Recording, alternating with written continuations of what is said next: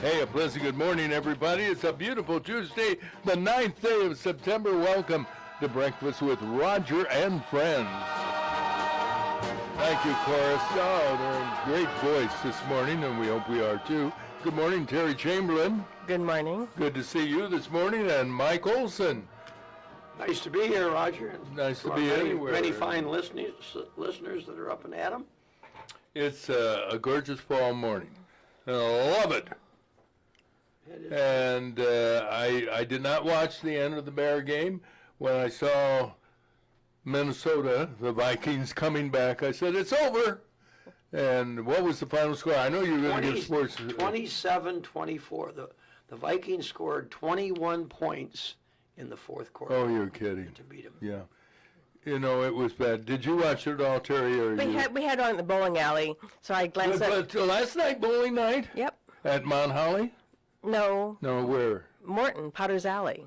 This is Really? our second year there. I forgot that. Potter Valley. Yeah. See what happens? Commerce is moving to Morton because we have one bowling alley, and that's Mount Holly. Am I right on that?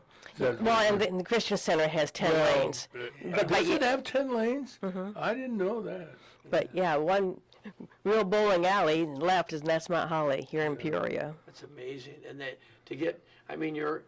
you got to really move to get out there. I mean, from downtown, Mount Holly Bowl's got to be 5-6 miles. You know, when you stop to think about all the bowling alleys we had in Peoria one time, and was the first Peoria Auto Parts owned by, I guess, Terry's family? Actually, it was one of the first ones. There was quite an article the other day on, it was, I think, through the Journal Star. Okay, we'll give them credit. But they went back to like the 1800s. Oh, my goodness. And there were some such 2 lanes.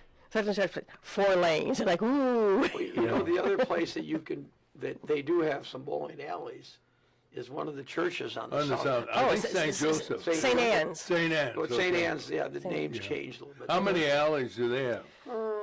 And then how many bowling My guess would be about 4. It's either 4 or 6. 4 or 6, yeah. Because I bowl with a lady who has a Wednesday night lead there. It's actually pretty nice. I've been there for a couple of functions. It's actually pretty, and it's a good thing to kind of a mixer type of deal for couples, and I had one New Year's Eve party there, I think, and it was very nice. A little known fact in my neighborhood, we had a bowling alley at, I want to say Anchor Club, but the Anchor Club is, I think, at the corner of Spitznagel, maybe Hongs, but at Park and North Adams, and it was the only bar that had a reputation as one that had a concrete bar, and it had a bowling alley, and I'm going to say... they talked about that one. Did they talk about that? Yeah. Bob Stetson, a classmate of mine, you had to set the pins by hand. Oh, yeah. I did it once, and I said, that's it. That was like being in the combat zone. You're right. They fly and he around. got hit by a flying pin and spent the rest of his life limping, but he played basketball, and he was doggone good at it, as a matter of fact. But that's how he got injured. But they were set, and you know the bad thing about it was that I found out firsthand. I did one night, and that was it. I think we made 50 cents an hour. Is that if you didn't set the pins up quickly enough for some bowlers, they swore at you. Hey, you blankety blank, and get your butt going. And keep in mind they're at a place that serves alcohol. So sometimes they were 3 sheets to the wind, and because they were bowling terrible, they'd take it out on the pen setters. I agree.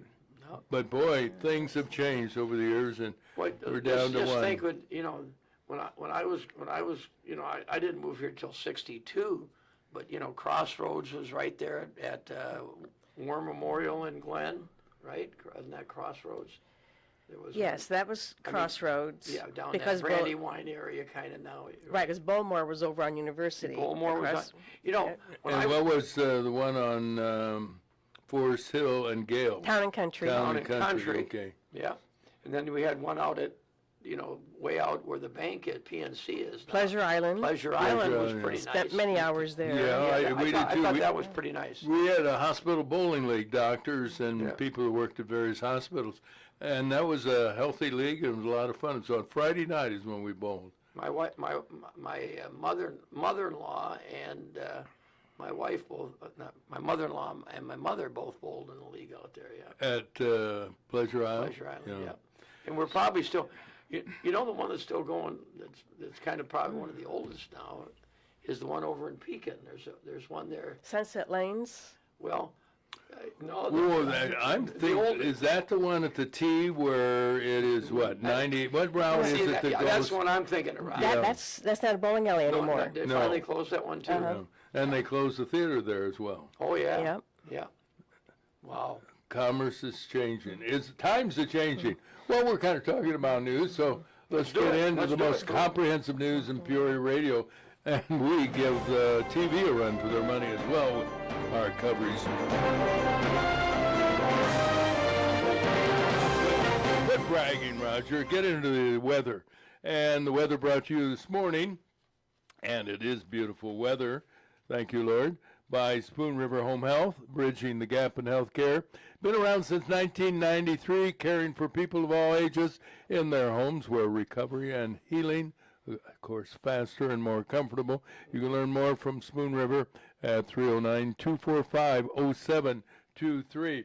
Weather-wise, we don't mind telling you, and it was our weather every morning, updated at 5:45. Sunny and warm, and a high of 81, overnight low 58. Tomorrow will be sunny and a little warmer at 85. Be patient, it's going to get better, or worser. Thursday will reach 88 and Friday 92.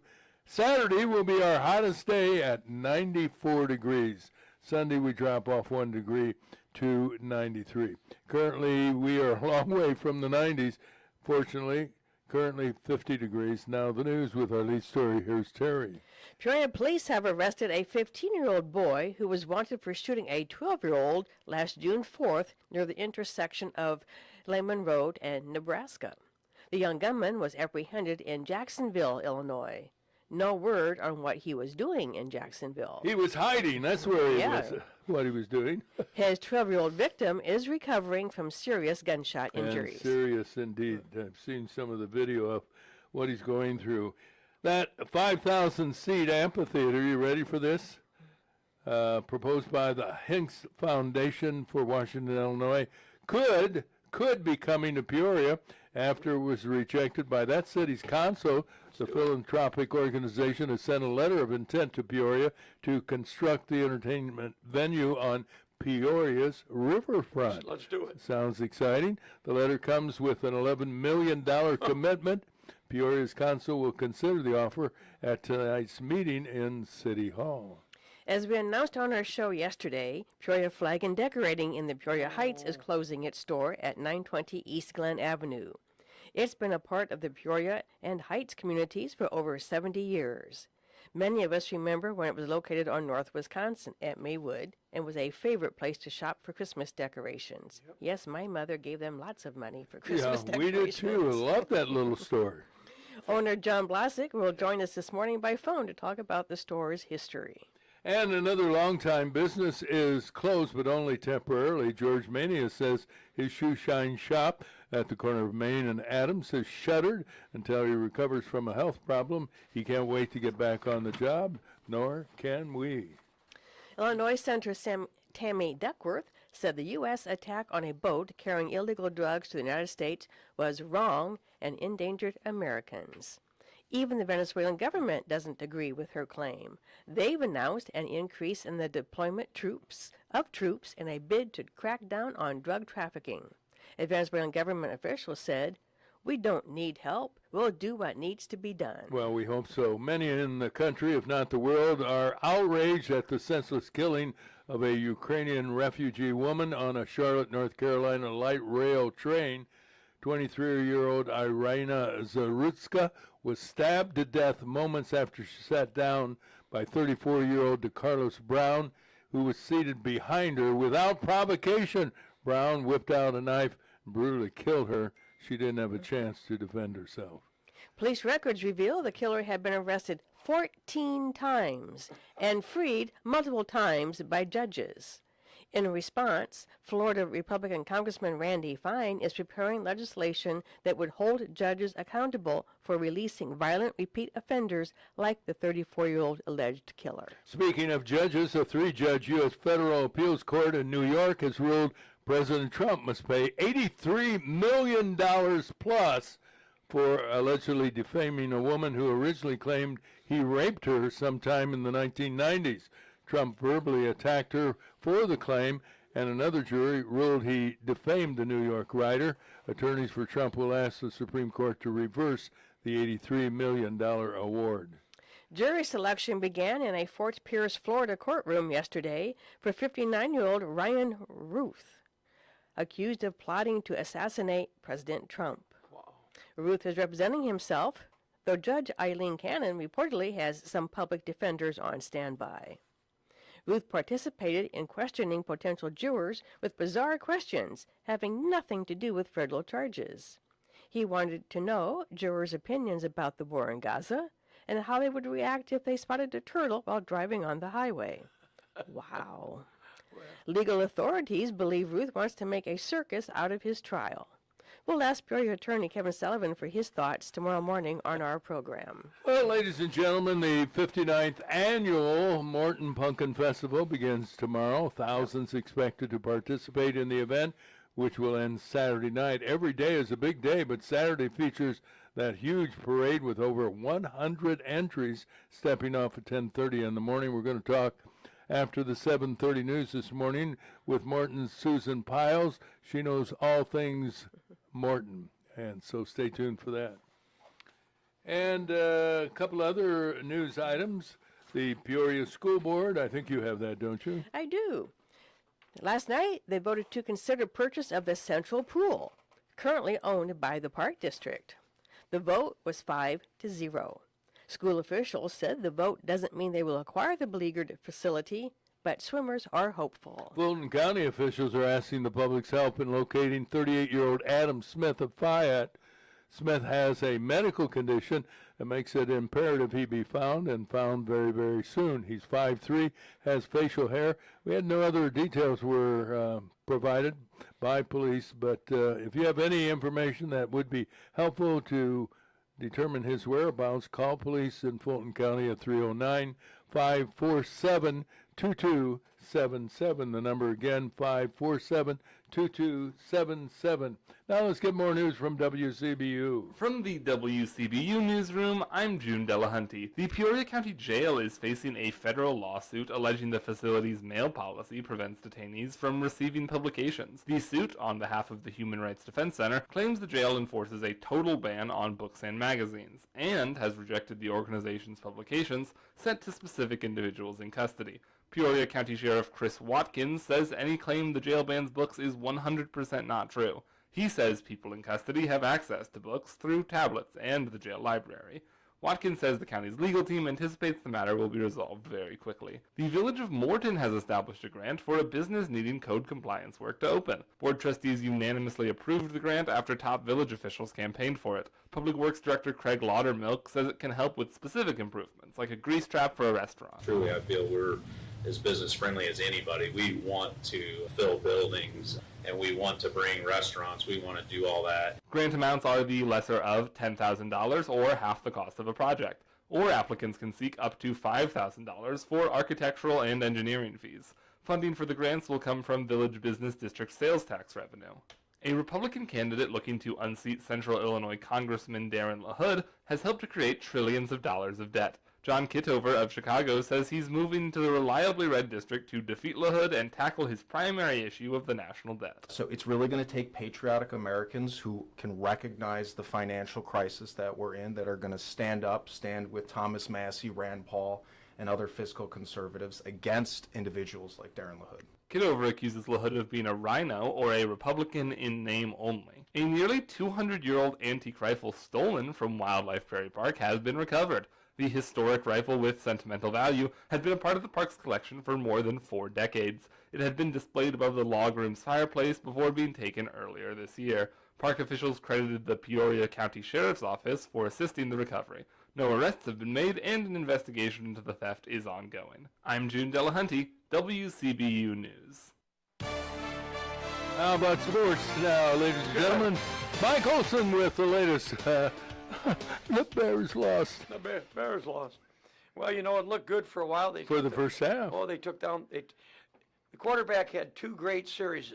He scored the first series to go up, and then they did not score. They kicked a field goal, I think, but then they did not score again until the last series, where they kind of got back in the game a little bit, but too little, too late. Too little, too late. Because the Minnesota Vikings ended up winning 27-24.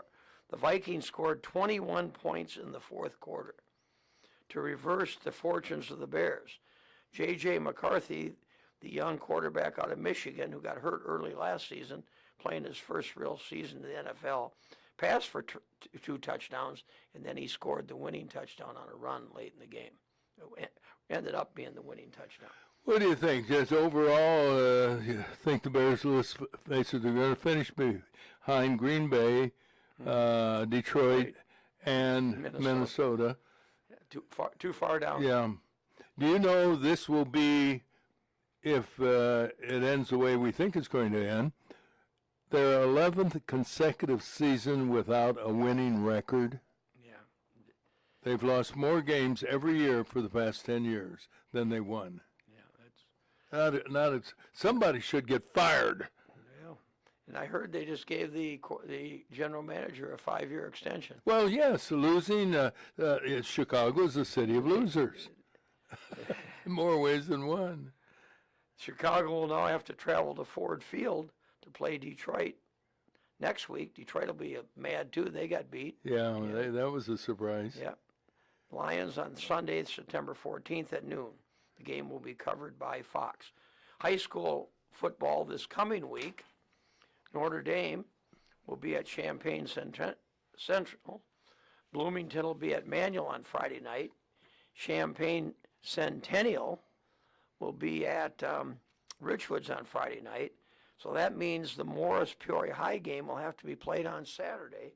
And I heard on the radio yesterday or somewhere that game is 4:30 on Saturday. Kind of an odd starting. Yeah, we were talking about that yesterday. Is it 4:30? But I think I understand.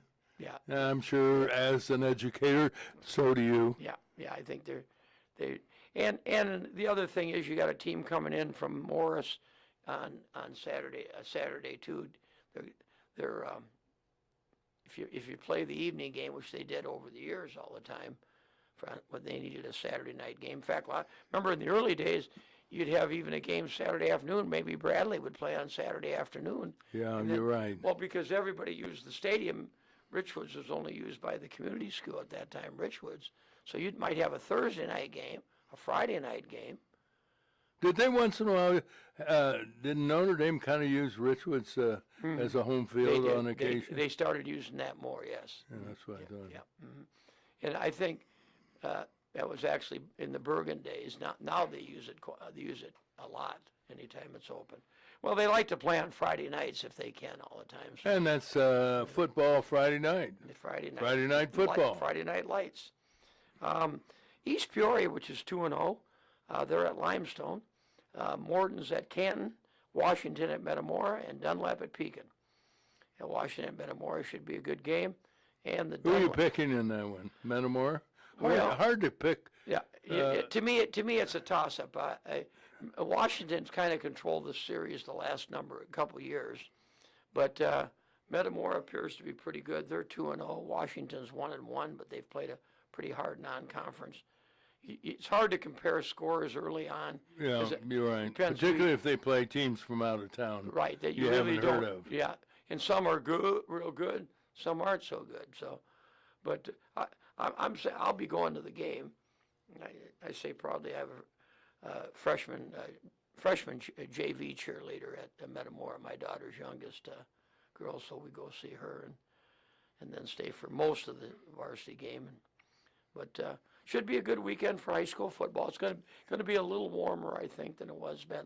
But well, that's great for the fans, not so much for the players. But at least they've played a couple games already too. Have they updated the guts of the stadium? You know, it used to be that area, while it was away from the elements and so forth, was kind of dreary. And Yeah, the only thing it painted was it. known for were the restrooms. Right. There's Good. there's a lot of white paint. Spruced it up, did they? Spruced it up quite a bit, yeah, with the new surface and the new track and the new stadium, the whole new deal on the other side.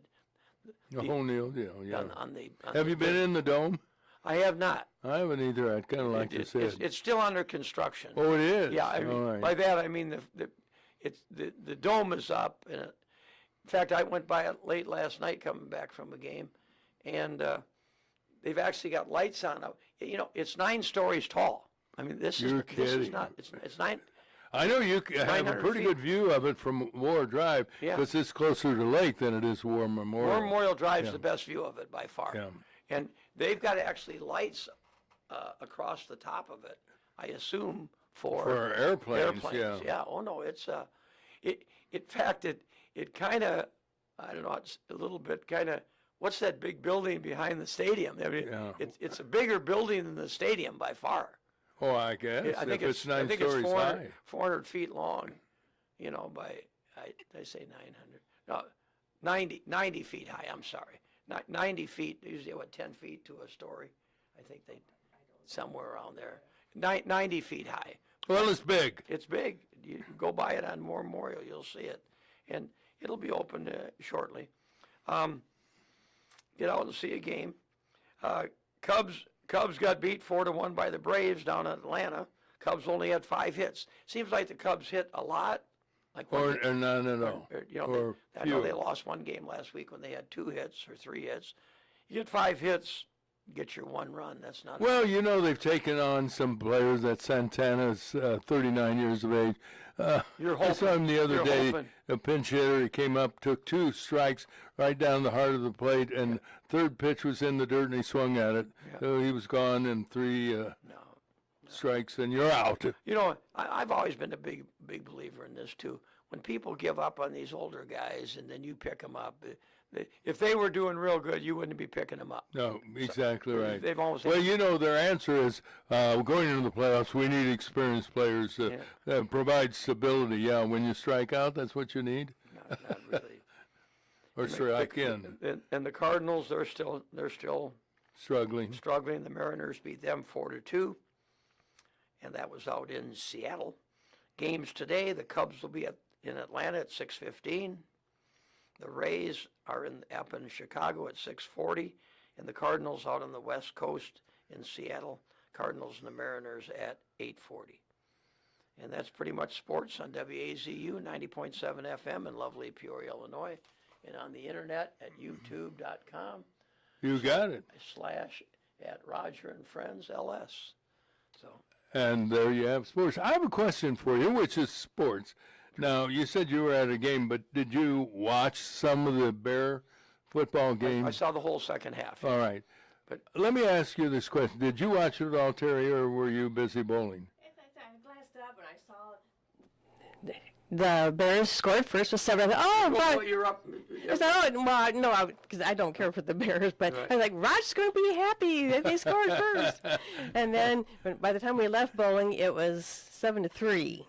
And then after that, on my way Then home, you I watched didn't, it. yeah. Well, I asked this question because I could be wrong on this, but my personal observation is Joe Buck does not like the Bears. As a matter of fact, I don't think Joe Buck likes Green Bay or anything other than St. Louis. Remember, he was raised I was gonna in say, St. Louis, and he is a hard-nosed, but unlike his father wasn't as biased as he is. And I could tell by his voice, intonation, and the emphasis of excitement over Minnesota versus over the Bears. And I've noted that for several years. And his teammate, who used to be, quarterback for Dallas? Right. Help me out with his name. Yeah. Any rate, not a big fan of the Bears at all. And I harken back to the days when the Bear games were covered by, I believe, WGN or WBBM, and you could. They were a little bit the other way. Right. Well, they were They because should be. as they should be, because they were Chicago-based. But I got a little tired of Joe Buck's excitement over Minnesota. Yeah, I think there's a lot of. I heard a report, I think it was out of the Atlantic, talking about the disarray of the Bears organization. It's the first time. I mean, we talk about it all the time, kind of off the cuff and a little bit on here, but the GM was just given a 5-year contract, and everybody's saying why? Yeah. You know, and I mean that's what basically the article was about, and they said in this last draft they even got specific how there was never even a, you know, when they drafted this quarterback they have now. It was like somebody made that decision, whether it was Ryan Poles or the owner or somebody, but like this, it was, you know, usually you have a big meeting with all the scouts and the general manager and all this stuff, and ownership probably too, because that's going to be big money. And they said that this was a foregone conclusion well before the kid was even eligible for the draft, you know, and it was very critical of the Bears organization, and I think there's been some smoke around there for the last couple of years. Well, I don't know if you noticed it last night, but for the first time, and I don't recall this happening ever before, there were boos about the way the plays were being called, and Caleb Williams, who suddenly went from looking really good to really bad, and you heard a lot of boos from the fans of Soldier Field, and that's unusual for Bear fans. Yeah, Bear fans are usually pretty loyal, that's for sure. And no, they've you know, I'll give the you know, the coach it's his first year.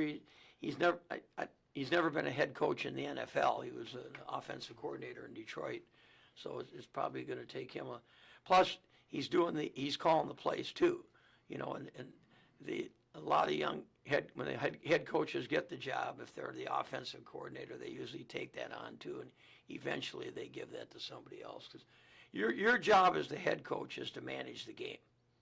It really, you know, To kind of oversee what's going on. Defensive coordinator and offensive coordinators are doing. The defense, was once again. I saw a college game. I think it was Kentucky and Ole Miss, and the Kentucky coach got on one of his assistant coaches. Yeah. I mean, it was not good. No, And when you see a coach lose it on the sideline, they get so involved. You know, it's their bread and butter. It's pressure. And the pressures, the coach for Clemson, I've never seen a coach harass officials as much as he does. I'm sorry.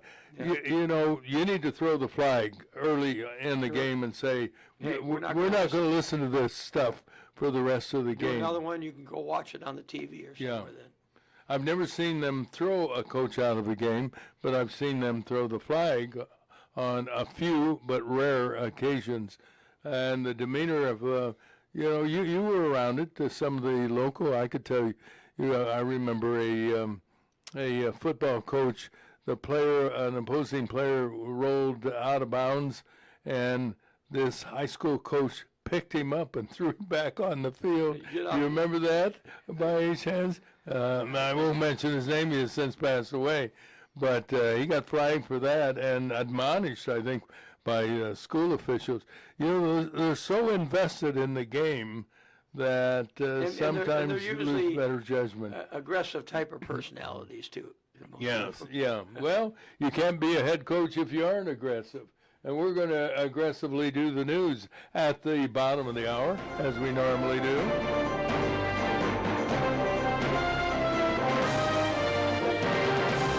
6:30 is our time. That means time to talk about Steve Sink. He's affiliated, as you know. We've talked about Steve Sink with PHX affiliates, and he is a business broker. This guy knows business. He's helped a lot of people either sell or buy a new business.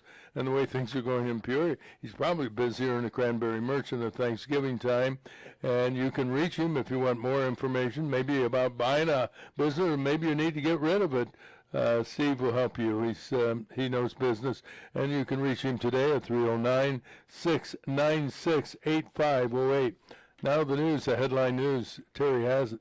Peoria police have arrested a 15-year-old boy who was wanted for shooting a 12-year-old last June 4th near the intersection of Lehman Road and Nebraska. The young gunman was apprehended in Jacksonville, Illinois. No word on what he was doing in Jacksonville, how he got to Jacksonville. His 12-year-old victim is recovering from serious gunshot injuries. That 5,000-seat amphitheater proposed by the Hanks Foundation for Washington, Illinois, could be coming to Peoria after it was rejected by that city's council. The philanthropic organization has sent a letter of intent to construct the entertainment venue on Peoria's riverfront. The letter comes with an $11 million commitment. Peoria's council will consider the offer at tonight's meeting in City Hall. As we announced on our show yesterday, Peoria Flag and Decorating in the Peoria Heights is closing its store at 920 East Glen Avenue. It's been a part of the Peoria and Heights communities for over 70 years. Many of us remember when it was located on North Wisconsin at Maywood and was a favorite place to shop for Christmas decorations. Owner John Blasek will join us this morning by phone to talk about the store's history. Many in the country, if not the world, are outraged at the senseless killing of a Ukrainian refugee woman on a Charlotte, North Carolina light rail train. 23-year-old Irina Zarutska was stabbed to death moments after she sat down by 34-year-old DeCarlos Brown, who was seated behind her. Without provocation, Brown whipped out a knife and killed her. She didn't have a chance to defend herself. Police records reveal the killer had been arrested 14 times and freed multiple times by judges. In response, Florida Republican Congressman Randy Fine is preparing legislation that would hold judges accountable for releasing violent repeat offenders like the 34-year-old alleged killer. It's hard to say alleged when he's caught right there on You're exactly on right. video. Yeah. It's like no ifs, ands, or buts about Well, it. we have to say it to protect ourselves. I You know, know, but- they'll lock us up and throw the key away. Yeah, I let him go out, but we'd be in jail. Well, he's violent, so let's put Roger in talk jail. about it later. Do you think some of these judges are worried about some of these, serious offenders that have been let go so often, that if they're the ones that incarcerate, for no better Good word, point. Excellent they point. feel their family, there's way too much of it.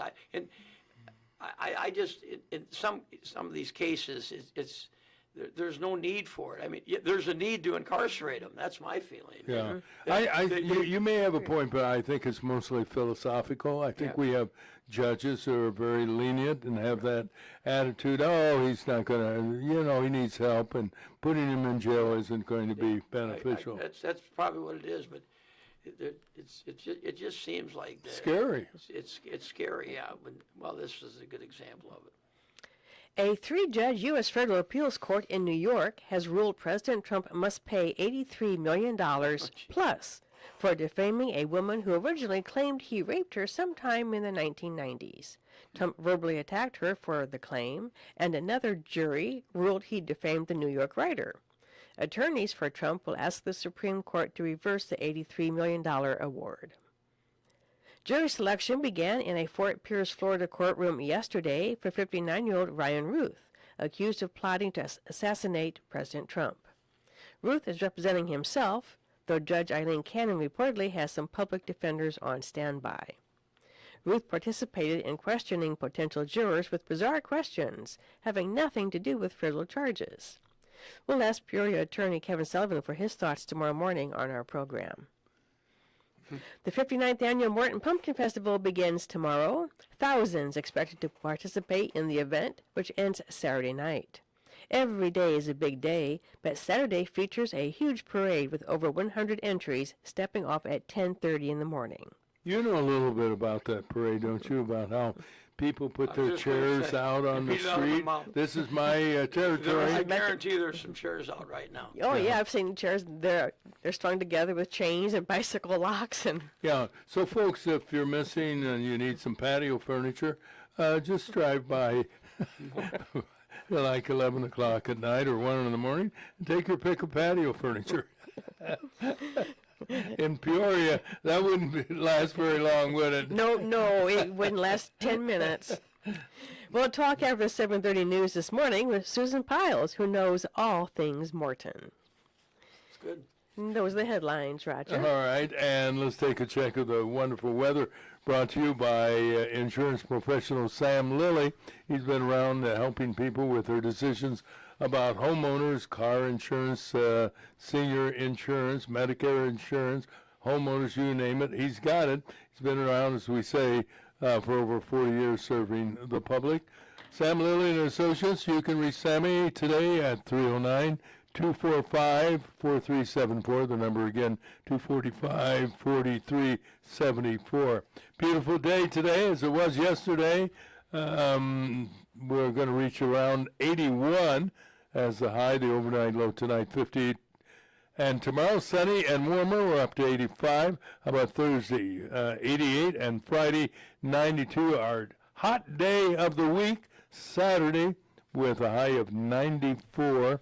We'll back off a little bit on Sunday, as we should, 93. And currently our temperature, as we speak, at 50 degrees. And there you have the news and the weather at the bottom of the hour.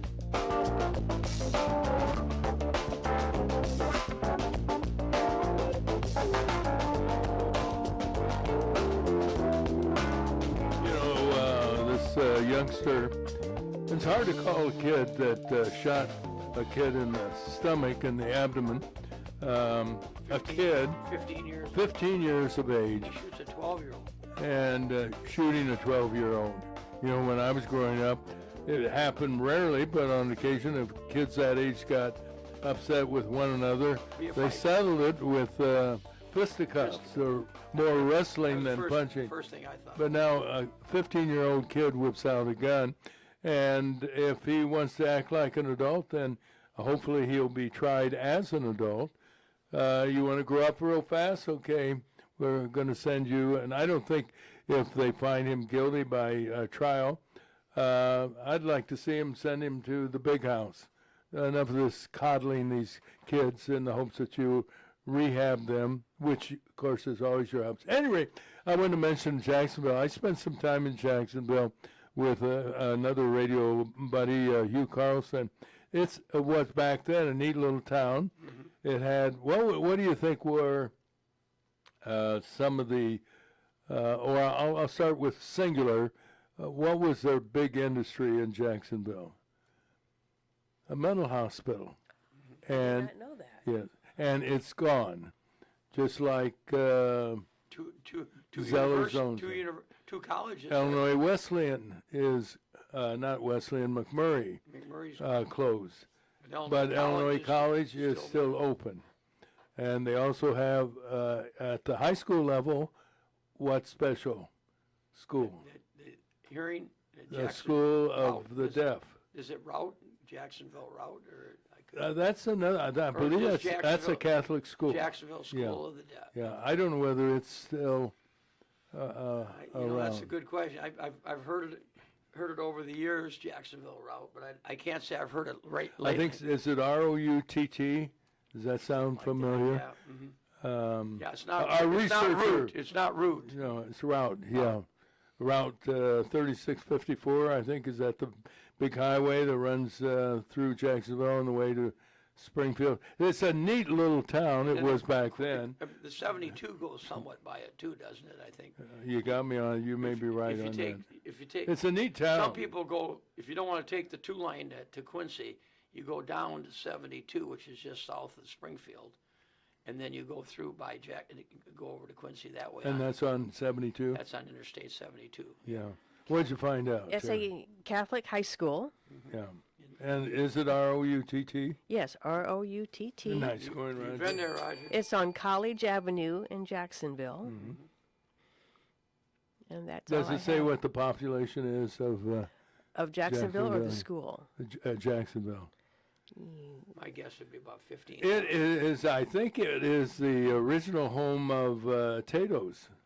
Is that right? I think Potatoes, it donuts. was, and I remember the main drag through anyway, it's a great town, and we lived on Clay Street, my wife and I, and we had one child and the other one on the way, and I thoroughly enjoyed it. We put WJIL on the air with great fanfare, and WLDS, I believe, that's the exact call letters, was owned by the Jacksonville newspaper, and they were kind of old line programming, etc.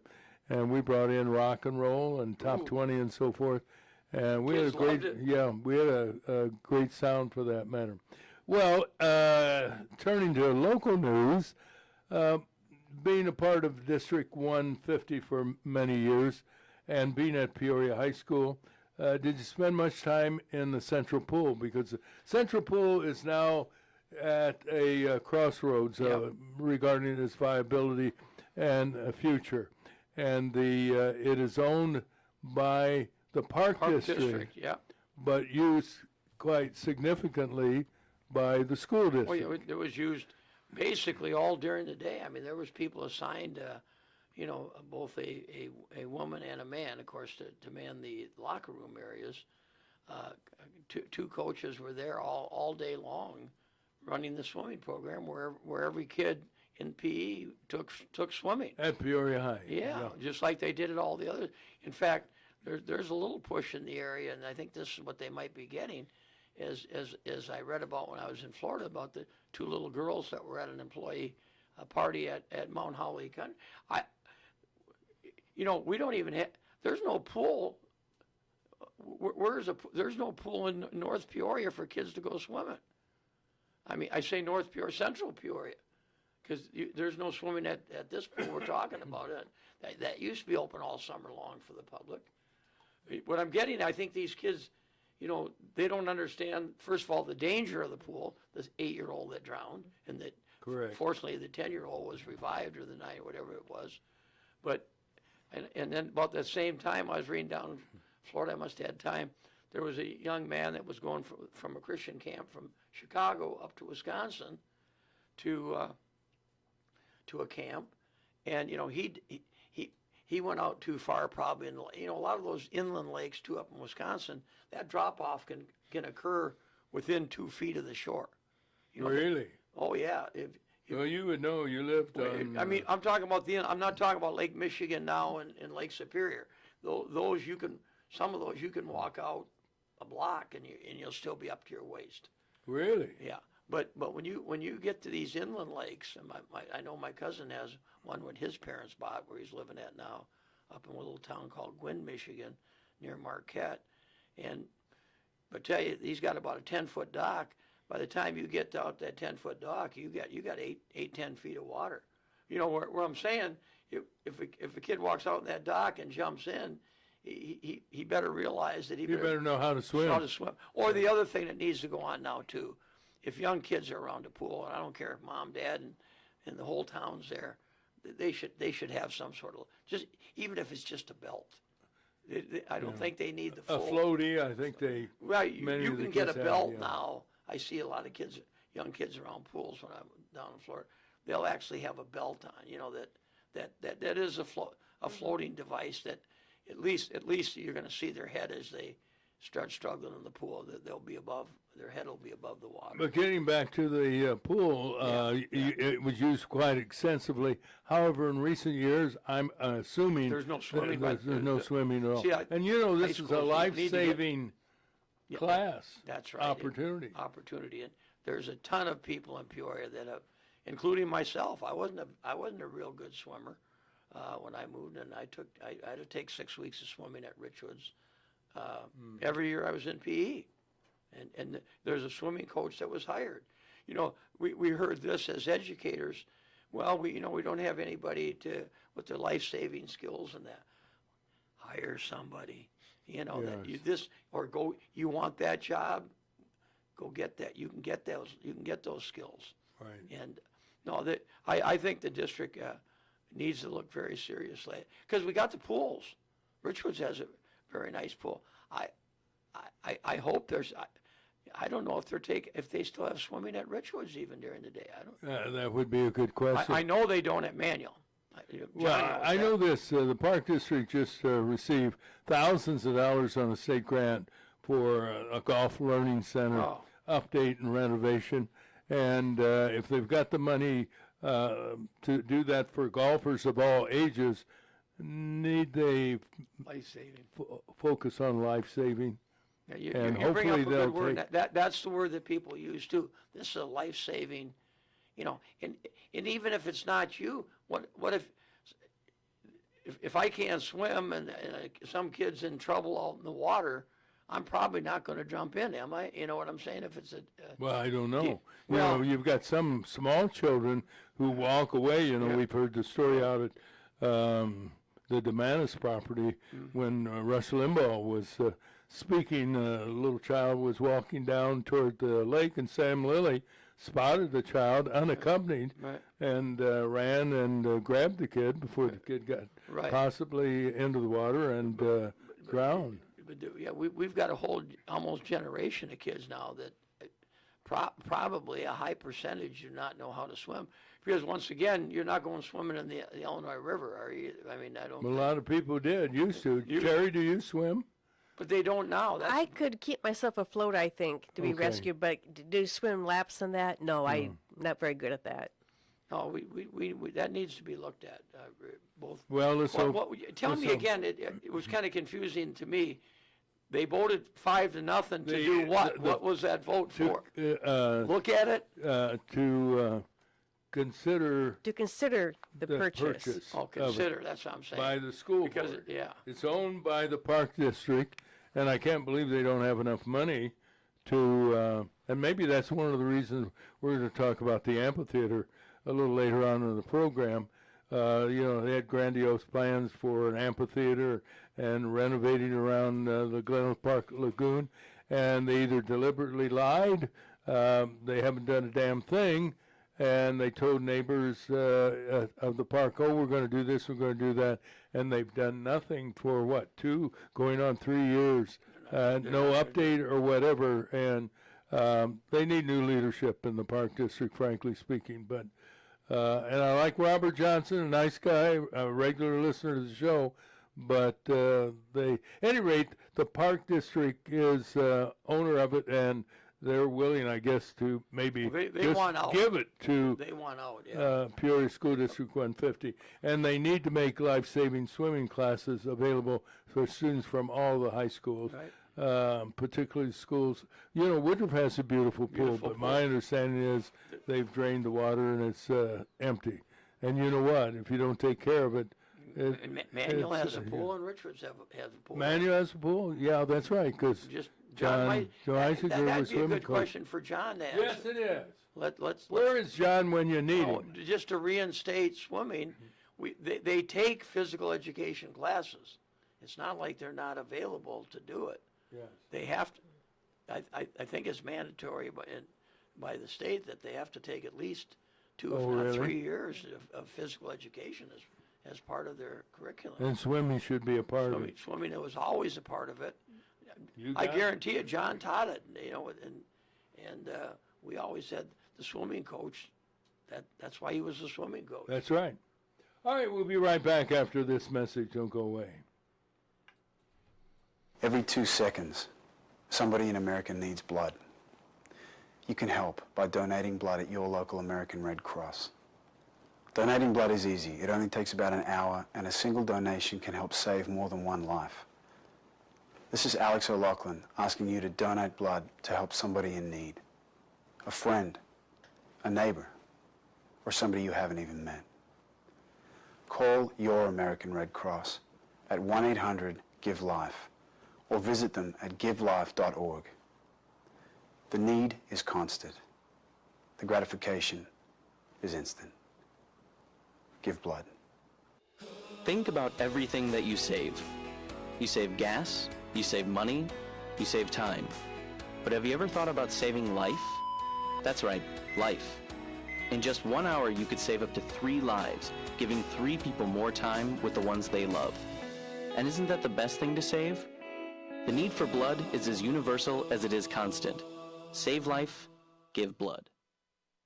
Today's Pet Tip is brought to you by Peoria Pet Crematory of Peoria and Lewiston, providing final care for family pets, large and small, 24 hours a day, 7 days a week.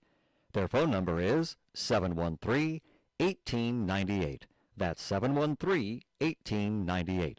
More information is available at peoriapetcrematory.com. Pet lovers are dedicated to their animals, all species from horses to turtles and of course cats and dogs. If you are a pet lover, learn these little-known, somewhat amazing facts about your pet. When it comes to our pets, we sometimes spare no expense in health care, proper nutrition, treats, clothes, and grooming. Every day, we pet owners must deal with potential choking and ingestion hazards in our animals' toys, toxic flea and tick treatments, and food recalls. We consider ourselves pretty smart about our pets' needs. We read labels, we research, we talk to other pet owners, and we seek routine and regular vet care. Ah, but did you know your kitty litter could be making your kitty seriously ill? Basic cat litter ingredients are clay, sand, and paper. They're all natural absorbents. Then companies add in baking soda, deodorizer, perfumes, colors, and chemicals. The baking soda found in many litters is hard on kitties' kidneys. Each time your kitty uses the litter, a little bit of it gets on his paws and fur, and in his routine cleaning, causes him to be gradually ingesting the baking soda. This then makes his urine too basic, not acidic enough. It takes acid to keep the bladder and kidneys healthy and strong. The first you notice is kitty isn't urinating. By the time you get him to the vet, you have a cat with acute renal failure, and it may be a few days until he comes home, along with a big vet bill. Avoid all of this by using a product that contains no baking soda. Just be cautious in choosing your litter and keep a close eye on kitty for any problems.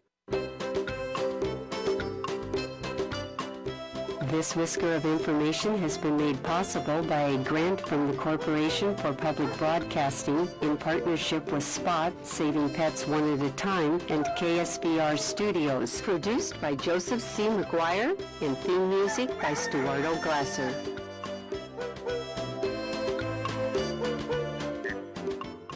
Today's Pet Tip has been brought to you by Peoria Pet Crematory of Peoria and Lewiston, providing final care for family pets, large and small, 24 hours a day, 7 days a week. Their phone number is 713-1898. That's 713-1898. More information is available at peoriapetcrematory.com. Thank you, Louis Linder. It's going to be a beautiful day today on this Tuesday, the 9th day of September. By the way, and I'll tell you, 50 degrees currently our temperature. I believe today is Royce Elliott's wife, Helen's birthday. I think her birthday is on the 9th of October. My late wife was the 10th of October. Interesting, my birthday is March 28th, and I believe Royce's birthday was March 29th. Talk about numbers. The great Greta Alexander might have had a ball if we had given her that kind of information. Did you say October? Yeah. We're still in September. We're still in September. So her birthday is October 9th. Yeah. Roger, you were a month ahead. Yeah. Move on. You're exactly right. Hey, we have an event that we've been talking about in this program. Yes, it is called Out of the Darkness, Greater Peoria Walk. It is sponsored by the American Foundation for Suicide Prevention. It's going to be Saturday, September 27th at the Fond du Lac Park District building at 10 o'clock a.m. You can actually go to their website, which is afsp.org/Peoria to register, and it does not cost you anything to register.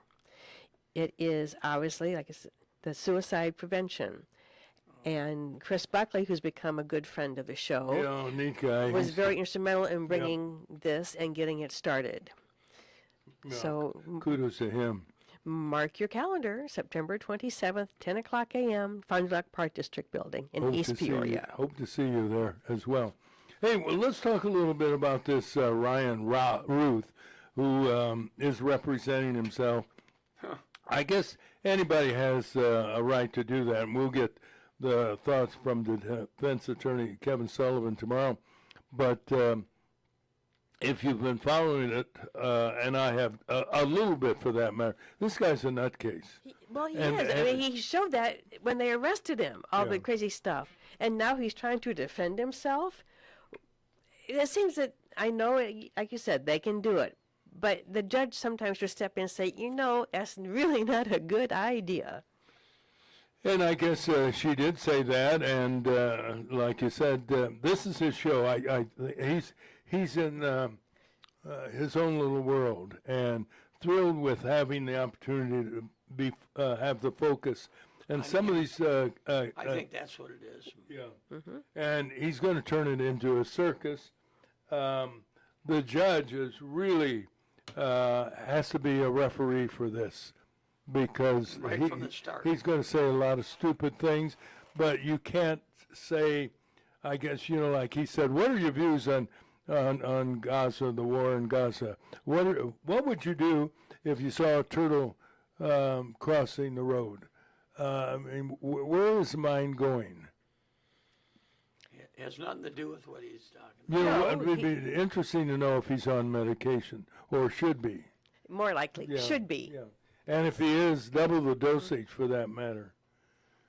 But it will be, like you say, a real news media highlight. He's going to stretch out his 15 minutes of fame to probably 15 days, if not more. Yeah. However, some legal authorities say, they'll wrap it up very quickly, even selecting jurors. And have you heard he's asking for special things in his cell in preparation or a part of the trial? It's kind of like the tail wagging the dog, is it not? Sounds like it. Well, we'll be paying close attention to what's going on. And we'll also follow very closely when was the last time you were in the Central Pool, Coach? Boy. And did you ever swim there? Did you ever jump into the water? No. You're not a lover of water, are you? Well, I mean, you do shower. I do shower, and Okay. I like Lake Michigan, but I guess partly I was in. I think one time I did jump in. We had football. It was one of those real hot days, and we used to let the kids sometimes go over the pool after practice and jump in, and I was hot enough to jump in one day too, because when it's 95 degrees and you're out there for 3 hours in the sun, it's not much fun. Yeah. And but I will say this now, the little bit of separation. Obviously, you have to go across. I believe it's Archer, whatever that street is there now still. But in the three other high schools, the pool is attached to the building. Well, there was no pool at Peoria High School other than the Park District pool, which is across the street.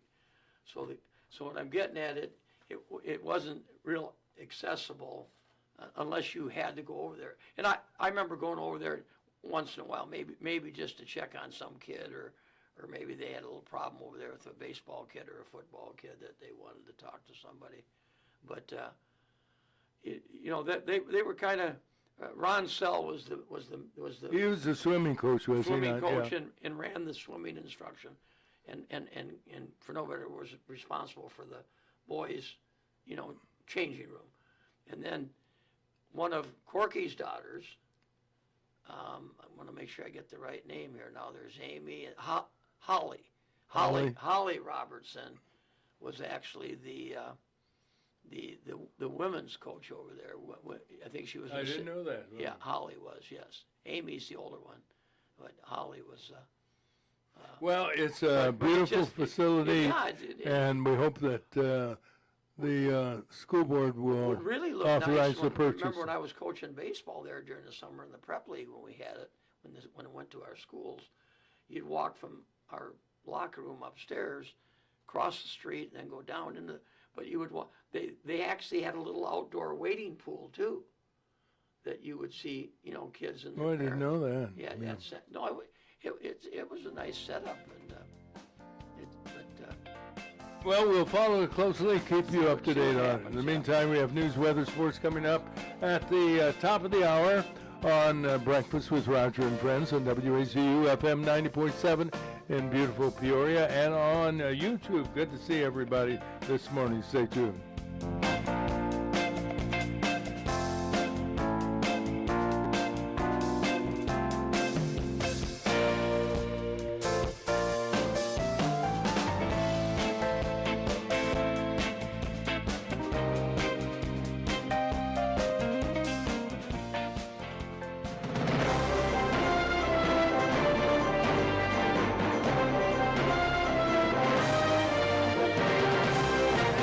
Good morning, everybody. It is Tuesday, the 9th day of September, and we begin with a check of the weather brought to you by Kyle Arnold, an insurance professional. He can shop around on your behalf to find the right coverage at the right price, and it doesn't matter whether it's for homeowners, vehicle insurance, or health and life insurance, or Medicare. He covers the waterfront. Kyle Arnold's phone number today, 309-682-0519. Another sunny and warm day today with a high of 81. Tonight partly cloudy, low of 58. Tomorrow sunny and warmer, up to 85. Thursday we'll reach 88 and Friday 92. The hot day of the week, Saturday, we're going to reach 94 degrees. Sunday 93. Currently our temperature 51 degrees. Now the news. Here's Terry. Peoria police have arrested a 15-year-old boy who was wanted for shooting a 12-year-old last June 4th near the intersection of Lehman Road and Nebraska. The young gunman was apprehended in Jacksonville, Illinois. No word on what he was doing in Jacksonville. His 12-year-old victim is recovering from serious gunshot injuries. And folks may remember that 5,000-seat amphitheater proposed by the Hinks Foundation for Washington, Illinois. Well, it could be coming to Peoria after it was rejected by that city's council. The philanthropic organization has sent a letter of intent to the city of Peoria to construct the entertainment venue, possibly on Peoria's riverfront. The letter comes with an $11 million commitment. Peoria's council will consider the offer at tonight's meeting in City Hall. As we announced on our show yesterday, Peoria Flag and Decorating in the Peoria Heights is closing its store at 920 East Glen Avenue. It's been a part of the Peoria and Heights communities for over 70 years. Many of us remember when it was located on North Wisconsin at Maywood and was a favorite place to shop for Christmas decorations. Yep. Owner John Blasek will join us this morning by phone to talk about the store's history. And another longtime business is closed, but only temporarily. George Mania says his shoe shine shop at the corner of Main and Adams shuttered until he recovers from a health problem. He says he can't wait to get back on the job, and we also urge him to get back sooner rather than later. Illinois Senator Tammy Duckworth said the U.S. attack on a boat carrying illegal drugs to the United States was wrong and endangered Americans. Even the Venezuelan government doesn't agree with her claim. They've announced an increase in the deployment of troops in a bid to crack down on drug trafficking.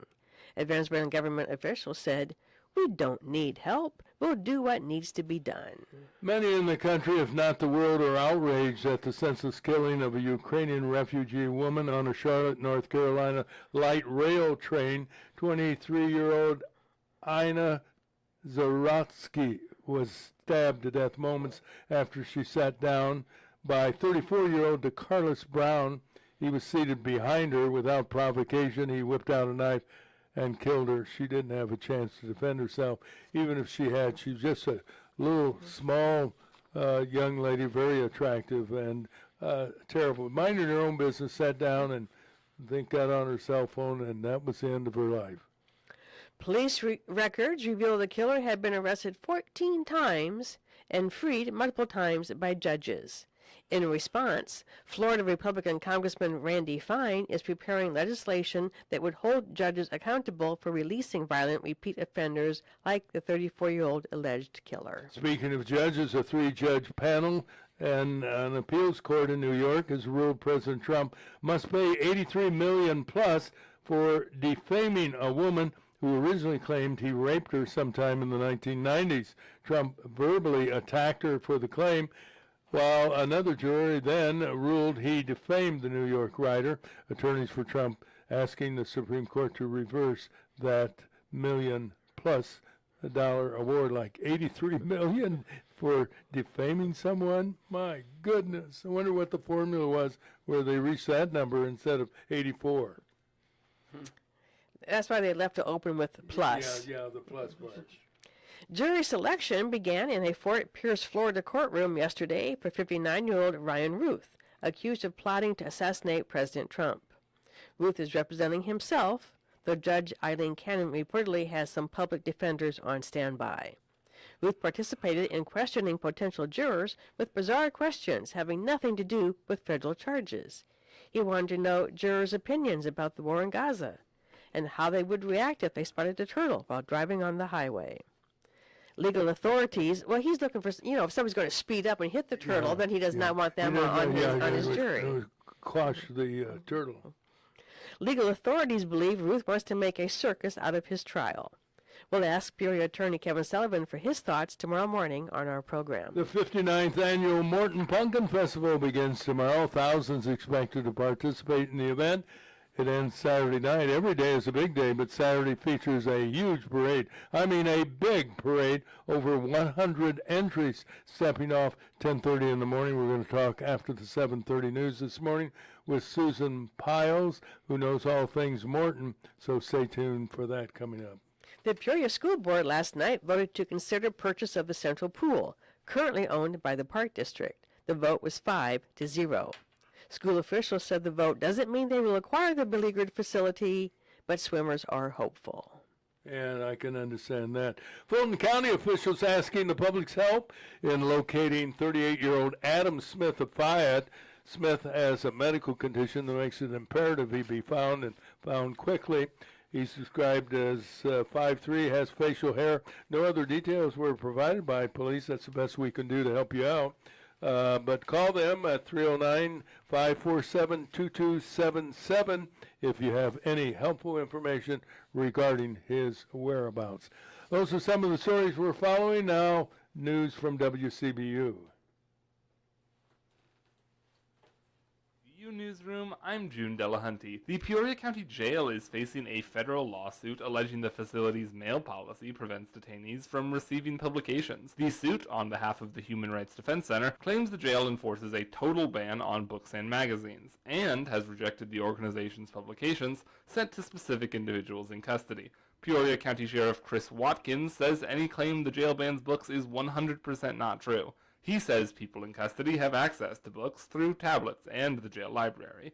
Watkins says the county's legal team anticipates the matter will be resolved very quickly. The Village of Morton has established a grant for a business needing code compliance work to open. Board trustees unanimously approved the grant after top village officials campaigned for it. Public Works Director Craig Laudermilk says it can help with specific improvements, like a grease trap for a restaurant. Truly, I feel we're as business friendly as anybody. We want to fill buildings and we want to bring restaurants. We want to do all that. Grant amounts are the lesser of $10,000 or half the cost of a project, or applicants can seek up to $5,000 for architectural and engineering fees. Funding for the grants will come from Village Business District sales tax revenue.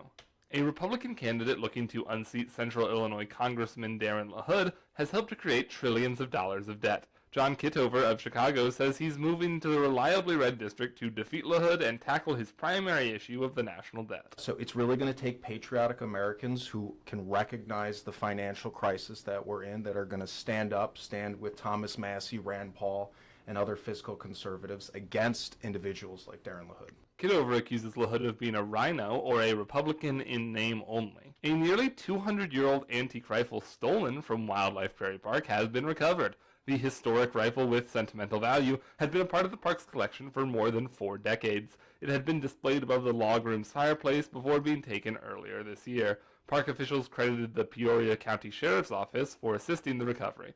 No arrests have been made, and an investigation into the theft is ongoing. I'm June Delahunty,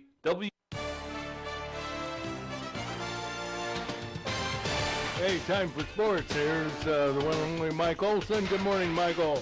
Good morning, Roger and Terry. And good morning to Terry, too, here with us and our good listeners.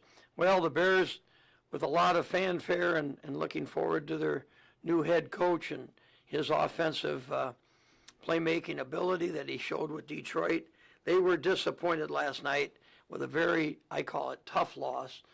They started out very strong. They scored the opening touchdown. You know, I'm getting to the point in athletics almost, if you're not careful, the team that jumps out sometimes early doesn't always. Yeah, I know they always don't end up being the winner, and that was the case again last night. And because obviously there's a lot of game to play, and the Vikings took care of the fourth quarter when they scored 3 touchdowns.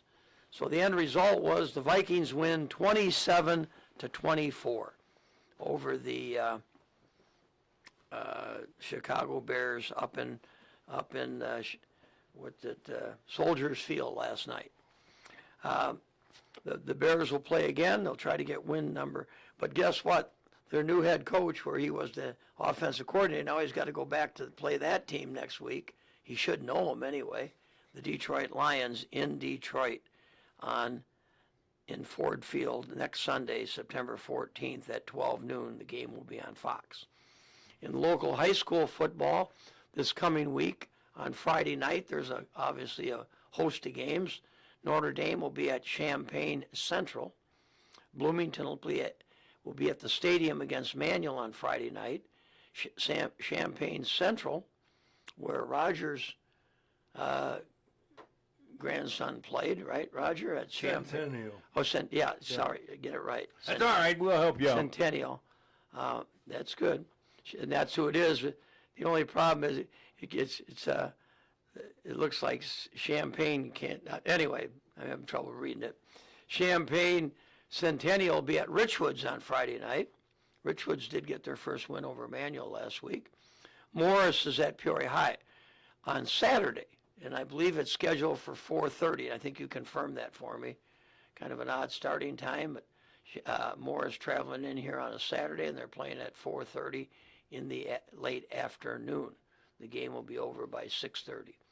East Peoria goes to Lime. The Middle Illini will be starting their conference play. East Peoria at Limestone. East Peoria is 2-0. I believe Limestone is 0-2. Morton 2-0 going to Canton. At best, Canton's 1-1. They might be 0-2. Washington at Metamora. Washington I know is 1-1, and Metamora is 2-0. And Dunlap goes to Pekin. Dunlap's 2-0. And I believe Pekin now is 1-1. I would say this: a friend of mine's son, by the name of Dylan Anderson, the boy, is one of their top players and receivers, and he was injured on the first series last week of their game, and they ended up losing. And he scores on the average of about 2 touchdowns a game. So, and I doubt he had an MRI. I know yesterday. I haven't heard how it came out, but he's probably out this week, and that'll hurt Pekin. So Dunlap gets a little break there. But that's the local football. In Major League Baseball last night, Cubs still struggling, especially offensively, and then some with the pitching. The Braves beat them 4-1 down in Atlanta. Cubs had only 5 hits. Imanaga was their starter, and he took the loss. Cardinals are still struggling. They lost 4-2 to the Mariners in Seattle. Today's games, Cubs will be in Atlanta at 6:15 to play the Braves. The Tampa Rays are in Chicago to play the White Sox at 6:40 tonight, and the Cardinals are still in Seattle playing the Mariners at 8:40 tonight. And that's pretty much sports on WAZU 90.7 FM in lovely Peoria, Illinois. It's supposed to warm up a little bit today, too. Yeah, up to 81 degrees. Yes. That's sports with Mike Olson. Thank you. You've been out of the classroom now for how many years, This is Mike? my 18th year retired. So What year? 18th year retired from teaching. It's hard to believe. Right. Wow. You're not a day over 68, are you? Yeah, I'm twice that. Okay. No, that's the wrong word. Yeah, I'm I'm gonna say 10 more, That'd 10 be over 100 then. Yeah, no, I'm 10. I'll be 10 more than that in April.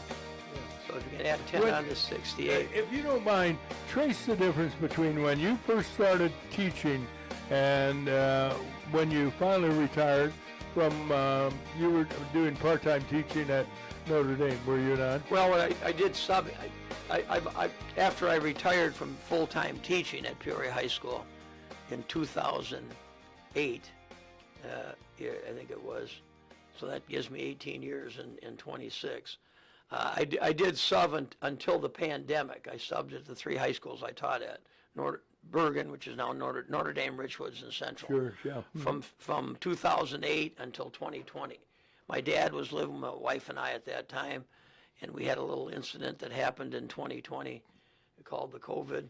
And so a little incident, undershooting the runway. Right. It was, I was being facetious. All right, all right.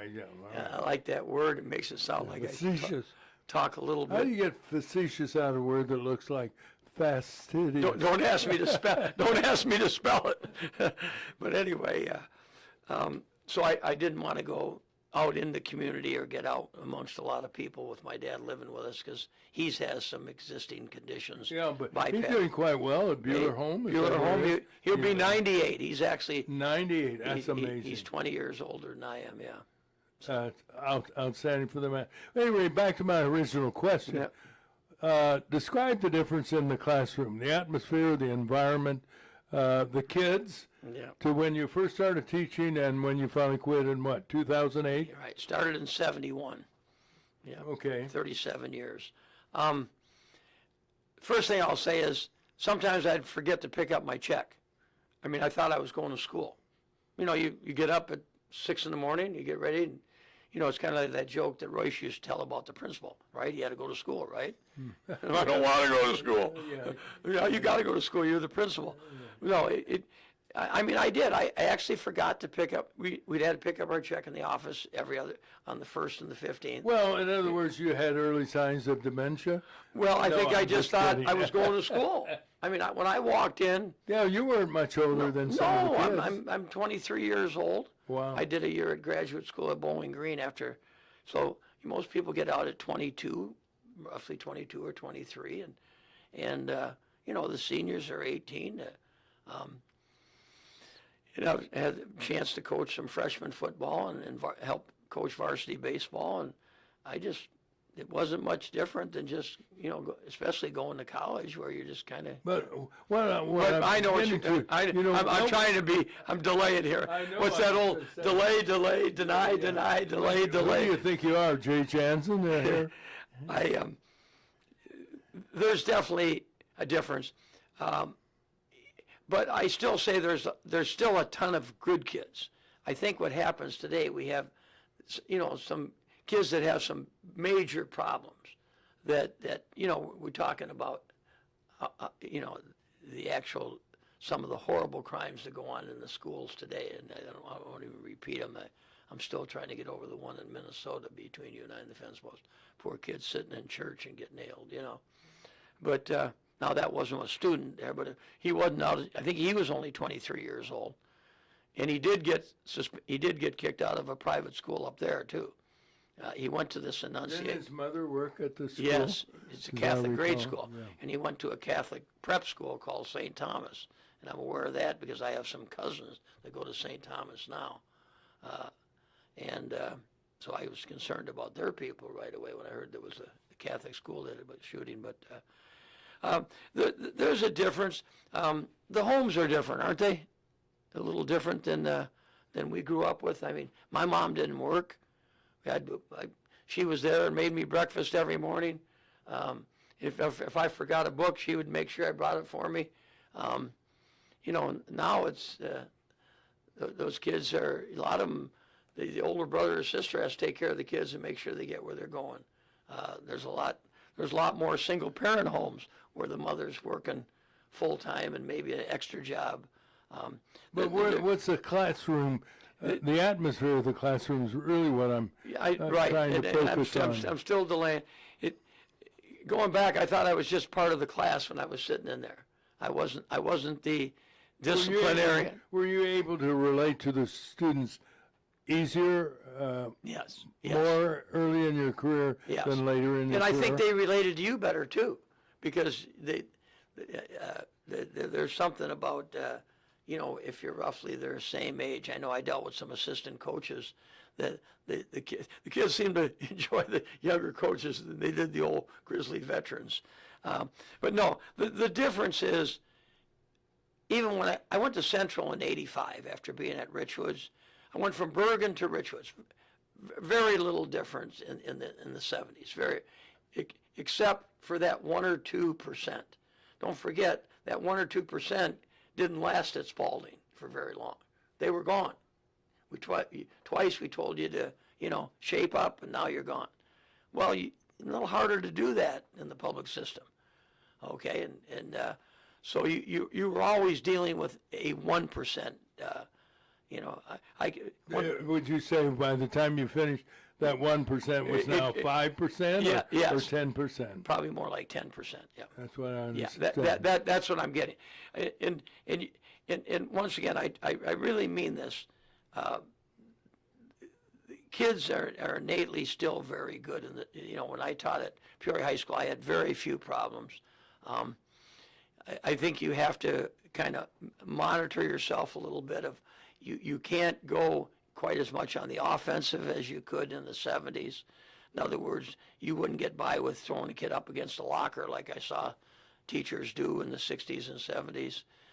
That wouldn't work today very well. Well, it should work and would work if the laws would allow it. But that's what I'm saying. You can't do it. You'd be done. You'd be done. We had at grade school, our principal had a panel in the office. We knew he had it, and he used it. Well, Not regularly, but it was there. I remember my freshman year of high school, we were walking from second hour to third hour, and I was going to that third hour teacher class, and that teacher, somebody was yelling out in the hall, and that teacher grabbed him and bang, up against the locker. You be quiet. Boy, I tell you, never heard a word in that hall the rest of the year, I don't think. You could drop a nickel on the floor and you'd hear it. So yeah, the discipline is the thing that became harder, and and there's some classes, if you got too many of that 5 or 10% that give it the bad name, for no better word, then if you had one in the class, you could deal with it. He only wanted 30 minutes out of the 60. But it's attention. Don't ever kid you. It's attention. I can't get my hands around a 15-year-old with an automatic handgun shooting a 12-year-old kid in the stomach, in the abdomen area. I can't. 15 years of age. I remember when I was 15, and that was the furthest thing from my mind. And you wonder, they want to pass laws to get rid of handguns. No, just enforce the laws that are on the books. A kid caught with a handgun should go to jail, not pat on the back of the juvie center and say, well, we're crowded, you don't have the gun anymore, so you're no longer a threat. If you have a gun, you should go to jail. I'm sorry, not in a 30 days or 10 days or 12, but at least 1 year. 10 days or 12. So they know. I remember, if I saw something that went on, I'd tell the kids, now don't forget, you're going to get in trouble if you do that. Like shoplifting. I said, please don't, if I heard, I said, where's Billy? Oh, he got caught shoplifting yesterday. I said, guys, there's mirrors in these places, two-way mirrors. They've all got video machines now. They all have cameras. Yeah, if you don't see somebody's probably seeing you if you're walking into a business. And I'm not afraid to say it. I found out that the hard way myself when I was about 13. And I stuck the little piece of part. I bought the soda, but the potato chips went. There was nobody in the store. I went up and paid. That's funny. Here we are in adults. I walked into a Dollar General store over in Morton. I'm sure you're familiar with where it is, Terry. And there wasn't a soul in the store. Nobody. The clerk was nowhere around. Whatever. And I thought, my goodness, if I were down and out, I could have just grabbed a couple of things off the shelf and walked right out of the store. Now, are there cameras there? Probably, but it was absolutely the one-way mirror got me. I looked at the other mirror. Oh, really? But the guy behind me is looking at me. Was that in Escanaba? That was in Escanaba, one of those little corner, grocery stores. Is it still open? I think the Hobnob's closed. Okay. It was the Hobnob. I was going to call him this morning. But, no, he caught me. Oh, he did? Oh, yeah, he came out and he goes, can I help you, sir? I said, yeah. I said, I'd like this soda. paid for the soy. He's going to pay for those chips. Oh, That's exactly what he said. But- I mean, they handled it themselves, you know. Interestingly, My mom and dad didn't even know about it. interesting. A similar thing happened a couple of months ago. We were at Hobby Lobby, one of my favorite stores, over in Pekin, and they had that USA hat on sale for $5. I said, "This is a good buy." I put it on my head and continued walking around and bought other things, and got in the checkout lane, and the clerk said, "Are you going to pay for that hat?" And it was obvious because the sale tag, mini pearl tag on hanging down. And I said to the You girl, did that unintentionally. Well, I intentionally put that bag of chips in my pocket. That's a big difference. but if I Obviously. was I doing was it- embarrassed, so I think she recognized the poor old. I'll leave out the expletive. Had no idea what he was doing. But I'll conclude by saying, you bet it's got a little tougher and tougher every year, and I think your patience starts to wane a little bit too. That when you're 60 years old, your patience wasn't the same as you were 23. Yeah, and you know something else too that has happened, a change. I never ever thought I would see women engaged in shoplifting, but they're some of the worst offenders now. Oh my goodness, yes. I remember when we were teenagers, and I had some friends, and we got to school, and look what I got last night. And I said, "How'd you get that?" "Oh, $5 discount." And I was just appalled at that because I was raised. But that's the train. See, that goes back to the basic. It was a training. daring thing. It's like, can you get by with it? Steal. Yeah. But no, it was. I really have a lot of respect for the teachers that are teaching today. Did you have a role model? Did you have someone as a young teacher you admired that you kind of, if you had a challenge or an issue that would come up or came up, that you would go to that teacher and say, I'm not sure I handled it right. What do you think? I sure did. When I first started at Bergen High School in 1971, every new teacher was assigned a veteran teacher as kind of, we'll call it just a really? father Yeah. or mother A teacher. mentor. A mentor, thank you. In fact, I've actually written that up. I'd like to speak to schools that don't do that. I think it's one of the best deals where you don't have to go to the principal, because if you go to the principal, then you're already starting to. You're a troublemaker. Don't bother me with that. I just got off the phone with some mother that says some teacher's bothering her. I mean, you're right, 100%. You can teach a long time if you don't bother anybody in the school. Just teach and take care of the kids. But no. 37 years, though. Tip Yeah. of my hat to you for what you've done over the years. Thank you. And but I think that his name was Bob Sweegers. I remember he was a good athlete. He was a wasn't great. he? Well, I think that was part of it, and I knew him from playing Sunday morning league Sure. a little against him. Yeah, he was a point guard at Bradley for 3 years. He was a shortstop in baseball for 3 years. Went to St. Boniface, and then went to Spalding. Was basketball star at Spalding. But he was teaching math, and there would be somebody in your department. Preferably that I'd like to see that mentor being somebody in the department. We were both math teachers. So if I had a question in the math, the same token, I didn't go to the math head.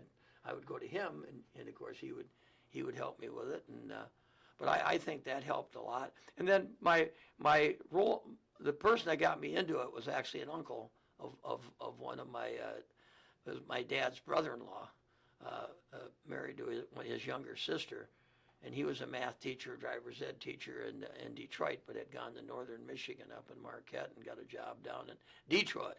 Went down to Detroit to make some money and be able to buy some cars and all that other good stuff down there. And and I used to go visit him during the summer. Well, I went down there to see the Tigers play the Yankees, but in fact, I was there in '58, Roger. 1958. I was there Oh, we 57, were 58, 59. Yeah, during I liked during it the so World much I Series went. when my brother Well, I pitched went to for the see, Yankees. and I always went when the Yankees were playing for some reason. Well, you Worked might out. have been But able no, to see it got- Hey, I know it's that guy. He's from Peoria. A tougher job. It's a tougher job than ever. Yeah. All right, let's get into the news. Then we're going to talk about the Pumpkin Festival with Susan Pyles, so stay tuned for that.